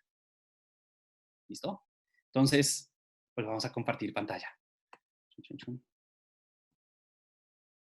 Entonces, ¿qué pasa? Que en términos generales yo hablo de las habilidades del siglo XXI, de este tema como habilidades del siglo XXI. ¿Por qué? Porque si ustedes piensan en la era pre-internet, estos temas de autorregulación, de acceso a contenido, no eran tan problemáticos. La gente sencillamente no tenía tanto acceso. Hacer un sistema de control parental en televisión por cable era tan sencillo como ponerle una clave al decodificador para que el niño no pudiera entrar a los canales de pornografía o no contratar el canal de pornografía en primer lugar. Y eso lo hacía mucho más sencillo. Los niños tenían igual mecanismos para tratar de acceder a pornografía y tenían lugares donde lo podían alquilar y esos problemas no son nuevos, pero los niños no tenían esta sobredisponibilidad de información que tenemos ahora en el siglo XXI, que lo hace mucho más difícil. Esto es mucho más retador para el padre de hoy en día. Y en ese sentido, las habilidades del siglo XXI fundamentales tienen que ser la autorregulación y el pensamiento crítico. Esas son las dos cosas que ustedes le pueden enseñar a sus hijos para que sus hijos les enseñen a sus hijos, porque les aseguro que los hijos de sus hijos van a tener incluso problemáticas mucho más complicadas que las que estamos teniendo en este momento. Entonces, hay un modelo de Wisniewski y demás, y demás investigadores del estudio que hacen un marco conceptual que llaman TOS, que es en inglés Teen Online Safety Strategies o estrategias de seguridad para adolescentes en línea, que es uno de los sistemas conceptuales más interesantes que he visto, que son propositivos, que no son estudios que solamente están diciendo qué hacer o qué no hacer, sino que efectivamente tratan de proponer alrededor de este problema. El estudio, yo lo tengo acá, yo tengo varias páginas con los estudios que he ido mostrándoles en las diapositivas. Este estudio se llama Control Parental versus Autorregulación Adolescente. Existe un lugar intermedio para la seguridad en el mundo móvil. Y es un estudio bastante interesante. Si alguno de ustedes tiene el ánimo de leer estudios científicos y no solamente divulgación en noticias, es un estudio denso, pero muy interesante alrededor de potenciales estrategias para trabajar estos temas con los niños. Entonces, todo lo que les voy a decir ahorita, parte de lo que voy a decir tiene que ver con análisis propios, pero la mayoría de esto está realmente fundamentado en este estudio particular. Entonces, ellos hacen un modelo donde dicen, a nivel de control parental, están estos tres elementos fundamentales, estas tres estrategias fundamentales. Están en el monitoreo, está en la restricción y está en la mediación activa. Este tema de mediación activa hasta ahora no lo he tocado, lo he mencionado, pero no lo he tocado porque ahorita es donde quiero hablar un poco más del tema de mediación activa, donde de hecho los autores dicen el tema de mediación activa es el más importante de los tres. El monitoreo está bien si se usa de manera adecuada, el poner límites y reglas está bien mientras se haga de manera adecuada, pero la mediación activa es la que tiene más influencia en la enseñanza de la autorregulación. Por otro lado, ellos dicen, no se trata solamente de control parental, toca efectivamente lograr que los adolescentes aprendan autorregulación, que esto es una habilidad que se desarrolla, no es una habilidad innata. Algunos niños efectivamente tienen mayor propensión a la autorregulación de manera natural, pero para muchos hay que desarrollarla. Y ellos dicen que los tres elementos fundamentales para generar autorregulación en los adolescentes es que ellos aprendan el automonitoreo, que se logra a través de la autoobservación. Dicen, los adolescentes tienen muchos problemas de automonitoreo. Ellos difícilmente tratan de automonitorearse y la mejor estrategia para enseñarles automonitoreo es que aprendan a autoobservarse. Y autoobservarse es que ellos sean capaces de reconocer sus propias conductas, que puedan dar cuenta de ellas, con que sean capaces de decir, sí, yo me meto en páginas de pornografía porque la pornografía me gusta, al menos ahí hay una autoobservación. Después está el tema de control de impulsos, que es lograr evitar los deseos del corto plazo en favor de consecuencias de largo plazo.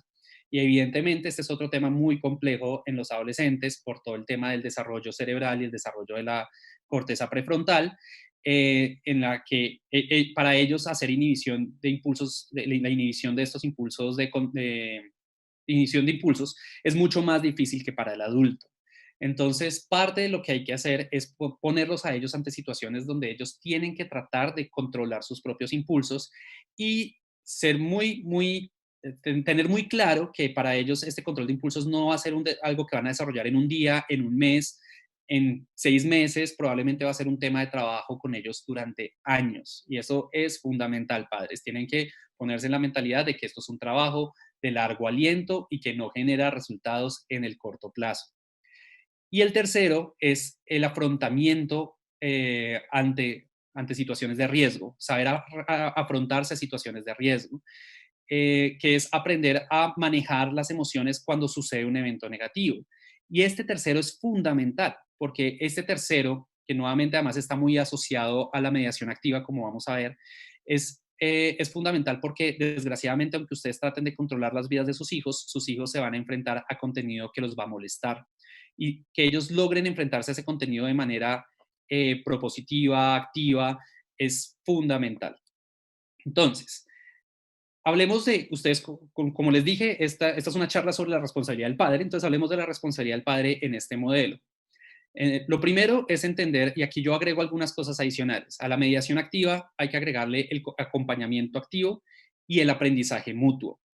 Lo primero que tienen que entender es que ustedes como padres están en un proceso de aprendizaje y que ustedes se pueden equivocar, que esto nuevamente se acerca otra vez a la pregunta de saber pedir perdón, saber reconocer que uno se equivocó y saber ser capaz de hablar con sus hijos sobre el contenido que ellos están consumiendo y aprender efectivamente de lo que ellos les pueden decir sobre ese contenido. Por ejemplo, un tipo de aprendizaje y acompañamiento activo puede darse en la medida que ustedes se sientan con sus hijos a verlos jugar ese juego que a ustedes les parece muy violento y preguntarles temas como, ¿tú sientes que ese juego violento te genera a ti mayor violencia? ¿Tú cómo ves la violencia en tu videojuego? Pero pregunten para aprender, no pregunten solamente como la pregunta retórica que está hecha para que el niño se sienta mal por el juego que está jugando, sino traten de efectivamente entender qué procesos ecológicos, qué emociones está desarrollando el videojuego en sus hijos para que ustedes sepan efectivamente cómo actuar ante ese contenido. Y en eso el acompañamiento activo es importantísimo. Y esto es digamos, una visión distinta al monitoreo. El acompañamiento activo es ser capaces de sentarnos con nuestros hijos a consumir lo que ellos consumen y ser capaces de hacerles preguntas sin hacer juicios de valor. De todas formas, siendo capaces también de eventualmente hacerles las preguntas difíciles o como, hijo, ¿tú crees que este contenido que estás consumiendo es apropiado para tu edad? Esa pregunta nada más empieza a enseñar autoobservación, porque si el niño aprende a hacerse la pregunta sobre, ¿será que esto debería verlo o no? Pone la responsabilidad empieza a recaer sobre el niño y no sobre el padre. Entonces, este tipo de acompañamiento es importante y eso nos lleva al tema de la mediación activa.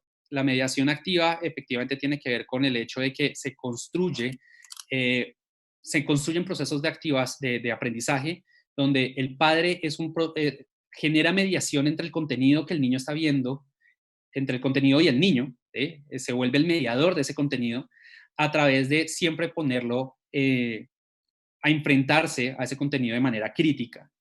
Si cada vez que ustedes le hacen una pregunta a un niño sobre ese contenido, ¿por qué será así? ¿Por qué crees que a ese personaje femenino lo pusieron de esa manera? ¿Por qué crees que ese youtuber utiliza tantas groserías? ¿A ti cómo te hace sentir eso? ¿Te genera risa? ¿Y será que esa risa la utiliza para tratar de vender más o es natural? ¿Tú crees que él es natural en su forma de hablar o crees que lo exagera para que tú te rías más? Ese tipo de preguntas al menos enseñan el automonitoreo. Y eso es una forma de ayudar a mediar entre el contenido que consumen y los juicios y los criterios que los niños empiezan a desarrollar. Y piensen que efectivamente llega una edad donde los padres aprenden a aprender de sus hijos. El momento en que piensen hoy en día todos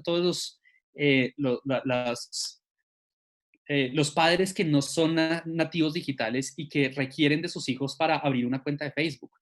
Los padres también tienen que aprender de sus hijos. Y eso no debería ser un proceso que se empieza en el momento en que el padre siente que ya no puede aprender lo que sus hijos hacen. Debería empezar desde antes, desde incluso cuando sus hijos de 8 años están jugando Minecraft, sentarse a aprender del juego de sus hijos es una forma de mostrar interés y eso genera mayor relacionamiento y hace que sus hijos estén más dispuestos a compartirles la información que de otra manera se guardan en secreto. Si la mediación activa se hace bien, sus hijos van a ser capaces de compartirles a ustedes que entraron con sus amigos a una página de pornografía y los hizo sentir bien o mal. Y eso solamente se logra a través de la construcción de confianza, y esa confianza solamente se da si sus hijos ven que ustedes pueden aprender con ellos. El segundo concepto es, y esto tiene que ver con el tema de autoobservación y generar criterio responsable. Muchas veces la actitud del padre es una actitud que lo que busca es desempoderar al niño. ¿Por qué? Porque es quitarle las libertades al niño en función de su propia protección. Y eso es, en sí mismo, es todo un tema de discusión. Es un tema casi que de filosofía política, etcétera. Una de las formas en que uno puede, de alguna forma, generar autoobservación es ayudarle a los niños a generar criterio responsable sobre lo que consumen. Que ellos vean que efectivamente mucho de lo que consumen es basura y que Internet se está volviendo un sitio donde la gente solamente consume contenido fácil y digerible, y ver que efectivamente poner la confianza en que el niño es capaz de generar ese criterio puede generar la nueva Greta Thunberg de esta generación, ¿sí? De entender que efectivamente los niños tienen la capacidad y el criterio para ser críticos si uno como padre les desarrolla ese pensamiento crítico, si ellos son capaces de saber defender aquello que piensan y ser capaces de argumentar aquello en lo que creen, y que si no son capaces de argumentarlo, que sean capaces de darse cuenta que no tienen los argumentos y que de pronto efectivamente lo que están consumiendo no es necesariamente el mejor contenido.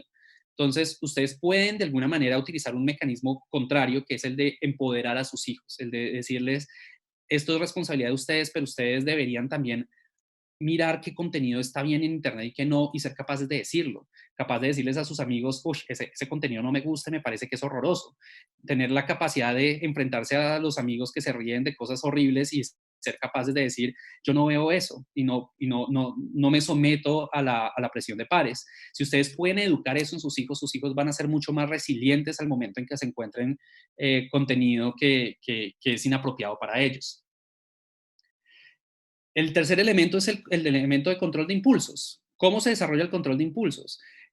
Miren efectivamente cómo funciona la prueba del Masmelo. La prueba del Masmelo no es precisamente una prueba de desarrollo de control de impulsos, pero muestra mucho el tema de cómo efectivamente los niños pueden ser creativos en ese control de impulsos.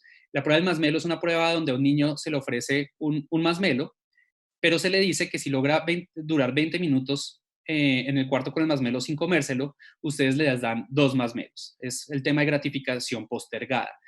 Puedes ganar más si logras controlar tu impulso presente. El tema de control de impulsos es muy duro, al punto de que solamente un 30% de los niños logra efectivamente controlar su impulso y logra no comerse el masmelo.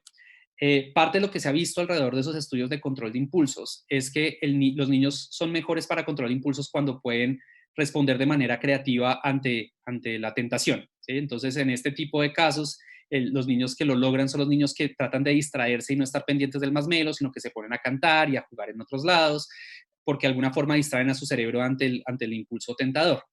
En el mundo tecnológico, evidentemente, puede ser más difícil, pero hay muchas herramientas que se pueden utilizar para esto. Por ejemplo, si un niño les dice que quieren comprarse en su juego, quiere comprarse con plata del mundo real el vestido para su avatar, ¿sí? En vez de decirles no rotundamente, ustedes pueden utilizar eso y decirles, yo te lo puedo comprar, pero si no lo compramos hoy, sino si lo compramos mañana, yo te compro ese y te doy unos bonificadores de unas gemitas adicionales para que metas en tu juego. Eso enseña control de impulsos, ¿sí? Y fíjense que no necesariamente es decirle que no, puede decir sí, pero puede ser un sí condicional en el que se le propone al niño un mayor beneficio si es capaz de controlarse. Y eso está relacionado con el mundo tecnológico. Y ustedes pueden hacer eso de varias maneras a través de negociaciones donde el niño quiere entrar a Facebook más tiempo del que ustedes quieren que entre. Y ustedes le pueden decir, ok, puedes en este momento entrar más tiempo, o puedes apagar ahora y mañana, más bien, te dejo entrar. Si ahorita te doy 20 minutos más, mañana te voy a dar 40 minutos más. Y aunque eso parezca contraintuitivo, porque en últimas le estoy dando más acceso a la tecnología, el niño está entendiendo el beneficio de postergar los impulsos presentes. Y eso es una habilidad fundamental del siglo XXI, especialmente para que el niño pueda evitar entrar a sitios donde no debería entrar por voluntad propia, o saber que este no es el mejor momento para entrar a un sitio en el que no debería entrar. Otro elemento que ustedes pueden utilizar es enseñar mecanismos de afrontamiento. Los mecanismos de afrontamiento son las formas en que los seres humanos nos afrontamos a aquellas cosas que nos generan molestia, ¿sí? A tener que hacer un trabajo que no queremos. Y esos mecanismos de afrontamiento vienen en dos sabores grandes. El afrontamiento de aproximación, que es en el que yo, si tengo que hacer un trabajo y no quiero hacerlo, digo, ok, me voy a sentar a hacerlo. Me siento y lo hago porque sé que no quiero hacerlo, pero entre más rápido salga eso mejor, y afronto la situación, ¿sí? O no puedo hablar con mi papá porque mi papá siempre se pone bravo. El mecanismo de afrontamiento sería, no, pues le voy a decir a mi papá que siempre se pone bravo y que no me gusta. Eso es un mecanismo de afrontamiento de aproximación, y esos mecanismos de afrontamiento de aproximación generalmente se correlacionan con mejores desarrollos en infancia. La otra forma de afrontamiento es la evasión. Es yo, ante el problema que tengo, ante tener que hacer ese trabajo, me voy y veo Netflix, o me pongo a jugar un juego, o me pongo a hacer otro tipo de cosas porque quiero evadir activamente aquello que no quiero afrontar. Y esto, cuando se habla de contenido de Internet, eso implica, por ejemplo, enfrentarse a contenido eh, que me puede hacer sentir mal. De pronto estuve en una página de Internet y vi a dos personas maltratando a un gatico en un video, y eso me hizo sentir mal. ¿Y cuál debería ser el mecanismo de afrontamiento? El mecanismo de afrontamiento debería ser, entre otras, poder hablarlo con su padre, poder ir donde el padre y decirle, vi un video que no me gustó donde maltrataron un par de gaticos, y que el padre tenga los mecanismos de ser capaz de nuevamente hacer mediación activa y hablarle, preguntarle por qué le molestó, cómo hizo para llegar a esa página, dónde hizo clic, cómo puede evitar hacerlo en el futuro. Todo ese tipo de cosas le ayudan a los niños a generar mecanismos donde después pueden afrontar mejor esa situación en caso de que les pase en el futuro. Parte esencial de generar mecanismos de afrontamiento es evitar la censura como prohibición absoluta. Es la única forma de que un niño pueda tener mecanismos de afrontamiento ante temas de pornografía es que el niño en algún momento sea capaz de acceder a ver pornografía, y que no sea necesariamente un tabú, que pueda efectivamente hablar con sus padres alrededor de estos temas. Entonces, muchas veces ser capaces de mediar cuando el niño se enfrenta a estos contenidos de violencia, por ejemplo, la primera vez que juegue un juego violento, como padre ser capaz de tener la conversación con él sobre la violencia, sobre cómo la violencia se utiliza en todos los medios para capturar la atención de la gente, sobre cómo debería enfrentarse y entender que la violencia en el mundo ficticio no es lo mismo que la violencia en el mundo real, ¿sí? Que él no debería imitar los modelos que ve en televisión. Todas esas discusiones que son importantes para el desarrollo saludable del cerebro de los niños, solamente se pueden dar en la medida que los niños puedan exponerse y que ellos mismos aprendan a regular poco a poco, nuevamente, esto es un proceso largo, pero puedan regular esas conductas. Y entonces, ¿qué pasa? Que en temas de manejo de información hay un tema que se llama Information Management, o manejo de información en los jóvenes, que es precisamente cómo hasta qué punto los jóvenes con sus padres tienen el deseo de compartir, qué tanta información le comparten con sus padres, o qué tanto tienden a mentir y a utilizar el secreto para evitar que sus padres se enteren de lo que hacen. En general, lo que han mostrado los estudios es que cuando los padres tienen reacciones negativas, controladoras, autoritarias, punitivas, cuando los niños tienen esa sensación de estar siendo controlados, la disminución, empieza a disminuir la conexión, la sensación de conexión con los padres, y empieza a aumentar la propensión al secreto y a evitar compartir. Y fíjense que nuevamente volvemos a lo mismo. Estos estudios, si ustedes ven, en últimas retroalimentan el mismo punto, y es lo más importante es generar confianza, porque si ustedes rompen la confianza a través de sistemas controladores o autoritarios, en últimas van a llevar a que sus niños se vuelvan menos deseosos de compartir y utilicen más la mentira para justificar sus conductas. Entonces, hay que evitar efectivamente el control autoritario para que los niños estén más dispuestos a hablar con ustedes, lo que lleva a mejor mediación activa, a lo que lleva a mejor control de los impulsos, y lo que lleva además esencialmente a generar mecanismos de afrontamiento, porque los mecanismos de afrontamiento requieren necesariamente que los hijos sean capaces de comunicar a sus padres las cosas que les molestaron. Entonces hay que enseñar a compartir y afrontar, eso es fundamental, es el mejor control parental, es enseñar a compartir y afrontar. Y es otra forma de empoderamiento. Quiero que lo entiendan así, no se trata de desempoderarse, se trata de que ustedes tienen el tienen un poder muy fuerte en sus manos en la medida que cuando sus hijos están tristes, ustedes pueden sentarse con ellos y hacerlos sentir mejor. Y ese es un poder mucho más, es un poder especial, ¿sí?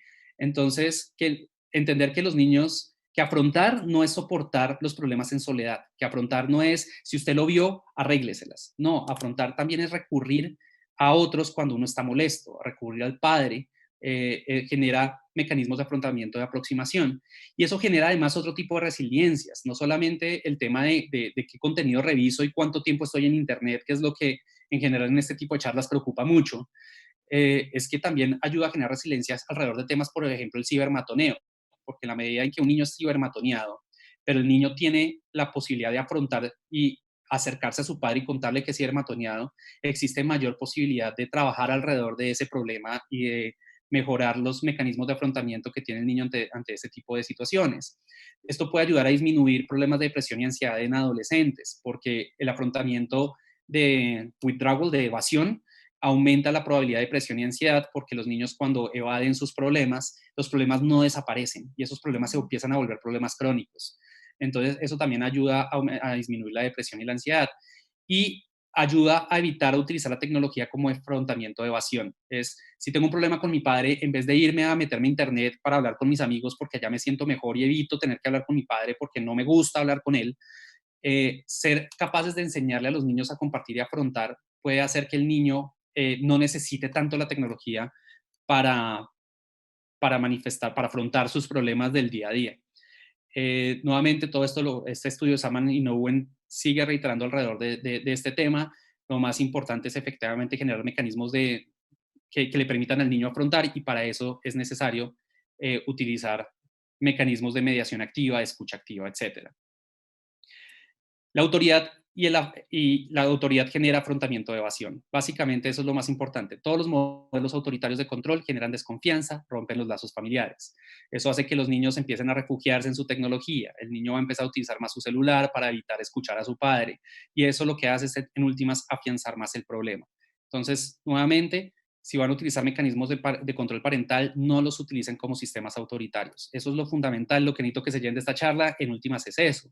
Es no cómo funciona un control parental, es yo tengo que evitar aplicarlo de manera autoritaria, porque en últimas eso lo que va a hacer es agravar el problema.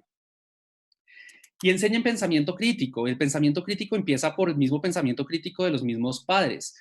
Ante las noticias falsas, piensen en todo lo que sucedió ahorita con Trump y el tema del detergente, cómo adultos empezaron a en serio consumir detergente porque el presidente de Estados Unidos dijo que si se inyectaba el detergente de pronto eso podría matar el coronavirus.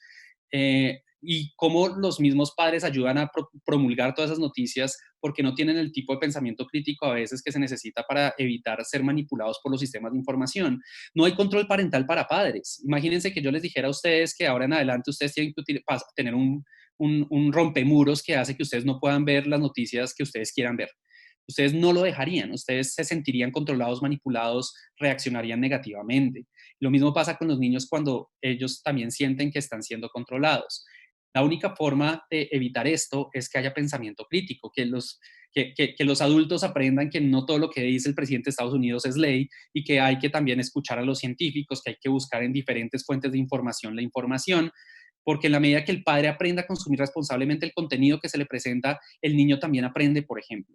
Si ustedes, en cambio, si su hijo ve que ustedes todo el tiempo están viendo contenido basura, el contenido que ustedes ven, que ustedes llegan a la casa y lo único que hacen es poner telenovelas y es lo único que ven y nunca ven un contenido educativo, ellos también entienden que entonces la televisión es un medio de entretenimiento pasivo y un medio de entretenimiento simple. Ustedes como padres también tienen la capacidad de generar pensamiento crítico en ustedes mismos, porque eso ayuda a tener mejores discusiones también con sus hijos. Entonces, ustedes tienen una responsabilidad fuerte en educarse, en transformar su conducta, y en últimas, este tipo de charlas es un paso hacia allá, y en ese sentido vamos por el camino probablemente correcto. Entonces, dentro de esto, digamos que ya para cerrar, hay que entender que la diferencia aquí está entre el control parental y el autocontrol parental. Esto es un tema de autocontrol. Ante la frustración, ustedes no pueden dejarse descontrolar. Eso es lo fundamental. Para que se armen estos lazos de confianza, ustedes no pueden dejar que su rabia o su frustración tomen las riendas de la conversación con sus hijos. Entonces, tengan cuidado porque el ejercicio del poder es irracional y es espontáneo. Generalmente es difícil de controlar. Cuando ustedes sienten la necesidad de ejercer poder, no hay nada en su cerebro que les advierta de que están entrando en esos lugares de control, a menos de que, por ejemplo, entre padres se ayuden diciéndose, ten cuidado con lo que estás haciendo, o que aprendan a reconocer en qué momentos ejercieron ese poder y, por ejemplo, pidan perdón. Pero es difícil de controlar, es una habilidad difícil de aprender como padres. Y es algo que tienen que empezar a ejercer desde ahora. O sea, lograr tener autocontrol es parte de las habilidades del padre del siglo XXI. Un buen ejercicio de control parental implica un padre que es capaz de autocontrolarse. El aprendizaje en la autonomía requiere la exposición. Ojo, todo esto que hemos hablado en últimas vuelve a la palabra autonomía, no al aprendizaje por heteronomía. No son ustedes los que controlan la conducta de sus hijos tienen que aprender a regular su propia conducta para que el día que ustedes no estén, ellos tengan la capacidad de defenderse en este mundo donde los controles parentales no aplican para adultos. Entonces, no es la censura, sino la exposición, tampoco es la exposición libre y descuidada, no es entonces no me importa lo que vean lo que quieran, no, es saber que cuando ellos se exponen a cierto contenido, ustedes pueden darle la importancia, darle la gravedad justa, entender que no darle importancia es tan grave como sobreproteger, que cualquiera de esos dos extremos es vicioso, que ustedes son capaces de actuar de manera proactiva en función de enseñar a sus hijos esa autonomía. Y que la heteronomía en últimas enseña a depender de factores externos para controlarse. Y entonces, nuevamente, cuando ustedes no estén, ¿quién va a estar ahí para decirles qué es bueno y qué es malo? Van a depender de que consiga una buena esposa o esposo, una buena novia o un novio que les enseñe efectivamente a controlarse y que los mantengan controlados. Esa no debería ser la solución. La solución debería ser nuevamente el ejercicio de la autonomía y de la autorregulación. Y ese es en últimas el foco de lo que quería decirles hoy. Si nos concentramos más en ese autocontrol, en ese aprendizaje de la autorregulación, es posible que ustedes puedan tener mejores relaciones con sus hijos, relaciones más abiertas, donde ellos estén dispuestos a compartirles qué contenido consumen y ustedes puedan retroalimentar mejor lo que ustedes puedan decirles para que ellos tengan una mejor visión sobre cómo deberían comportarse en el mundo digital. Entonces, aquí con esto, por un lado les agradezco por la atención, por otro lado pues quiero abrirles el espacio a preguntas nuevamente, ya con toda esta Sí, información. Javier, bueno, tenemos bastantes comentarios positivos de una conferencia muy interesante y necesaria de gran utilidad. Sí, vamos a ir cerrando un poco y quiero permitirme la libertad de comenzar este cierre con una inquietud personal. Y es que hemos estado hablando mucho de contenidos, particularmente de pornografía, tocamos un poco los videos musicales que a veces esa imagen de contraculturalidad que nos muestran el personaje contracultural que les gusta tanto a los jóvenes porque son rebeldes, es más como una estrategia de mercadeo que otra cosa. ¿Sí? Pero me gustaría saber si existe, digamos, algún registro de cuáles son los contenidos inapropiados más comunes por rangos de edades, por ejemplo, en los niños, de qué nos deberíamos cuidar y finalmente, qué pasa con los youtubers y con los llamados influencers que, digamos, están teniendo un segmento importante en nuestros jóvenes hoy. Ok, yo experiencia, o sea, hacer la investigación sobre el tipo de contenidos por rangos de edades no la he hecho. De manera muy honesta, yo nunca me he sentado como a tratar de hacer una categorización juiciosa de qué contenidos deberían verse por rango de edades. Nuevamente, en parte no he hecho esa investigación porque, como les dije, soy muy vigotskiano en eso. Entonces, creo que la exposición a los contenidos, uno puede evaluar si un niño se está exponiendo un buen contenido en la medida que puede tener una conversación con él sobre el contenido y el niño puede dar cuenta de ese contenido. Ese para mí es el criterio fundamental. Si el niño está jugando un juego violento y uno le pregunta sobre esa violencia, el niño es capaz de decir, no, papá, no te preocupes, que yo sé que esta violencia solamente es en el juego, pero sé que en la vida real no se debe hacer eso.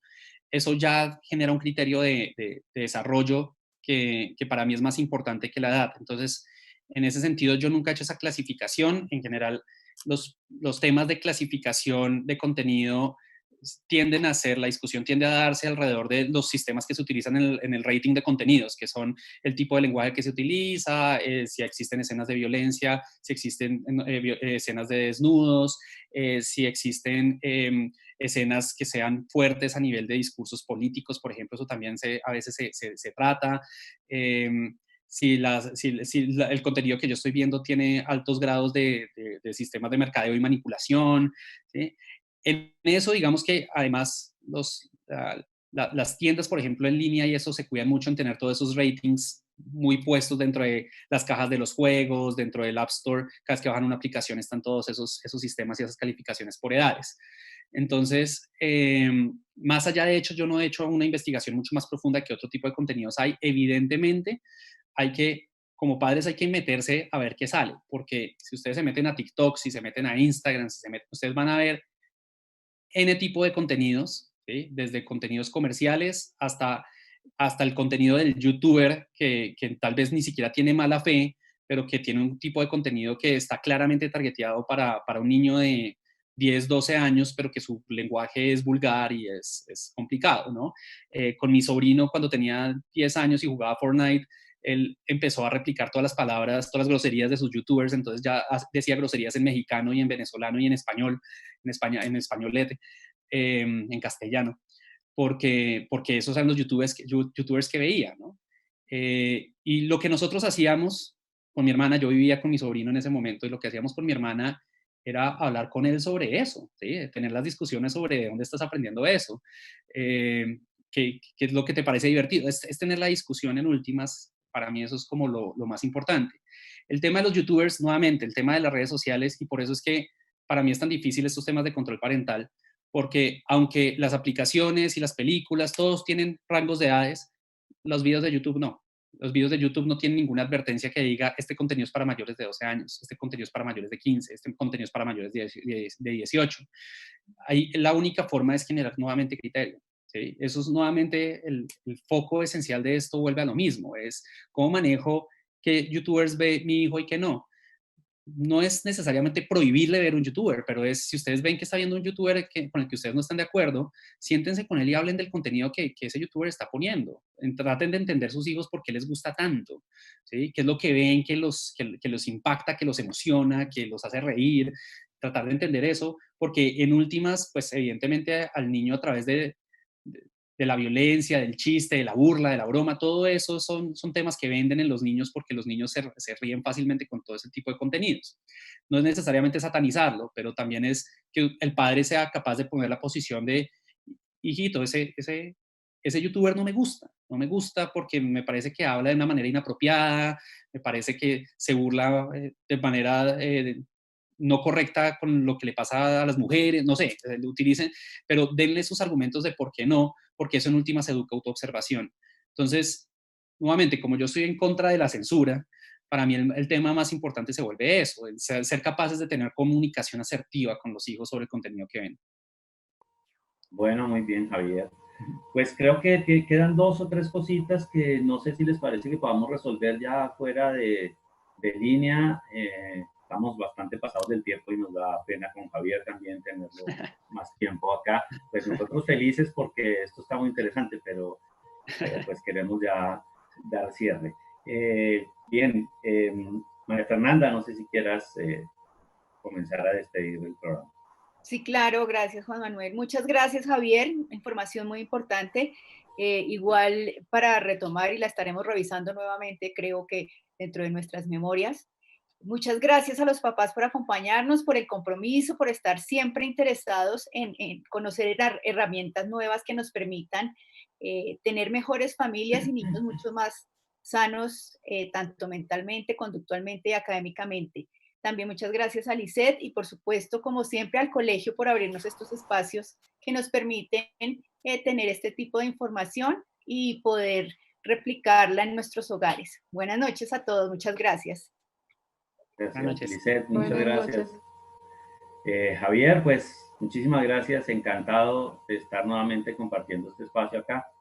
Nos llevamos muchísimas cosas y bueno, esperamos que en una próxima nos volvamos a encontrar. Claro que sí. Muchísimas gracias por la invitación, como siempre. Vale. son temas difíciles y espero, pues, yo sé que en una charla uno no resuelve los problemas, todas las inquietudes y menos inmediatamente aprende a practicar, pero pues la información es poder, eso sí es importante. Entonces, ojalá esta información les dé un primer camino para de pronto seguir haciendo investigaciones sobre este tema. Claro que sí. Lisette, muchas gracias. Ay, no, aquí encantada y bueno, finalmente creo que esto es un camino de día a día poder enfocarse en construir, en ser perseverantes y sobre todo tener paciencia, que es un camino de pronto el más difícil, como decías tú, pero trae resultados positivos a largo plazo. Muchas gracias a ustedes por la invitación. Bueno, y muchas gracias también a Alejandro Balaguera y a John Ramírez, que están en el control, como siempre, ahí detrás de nuestra pantalla. Bueno, muchas gracias a todos por su compañía y nos veremos en una próxima emisión. Esto es CAS Radio. Hasta luego, familia.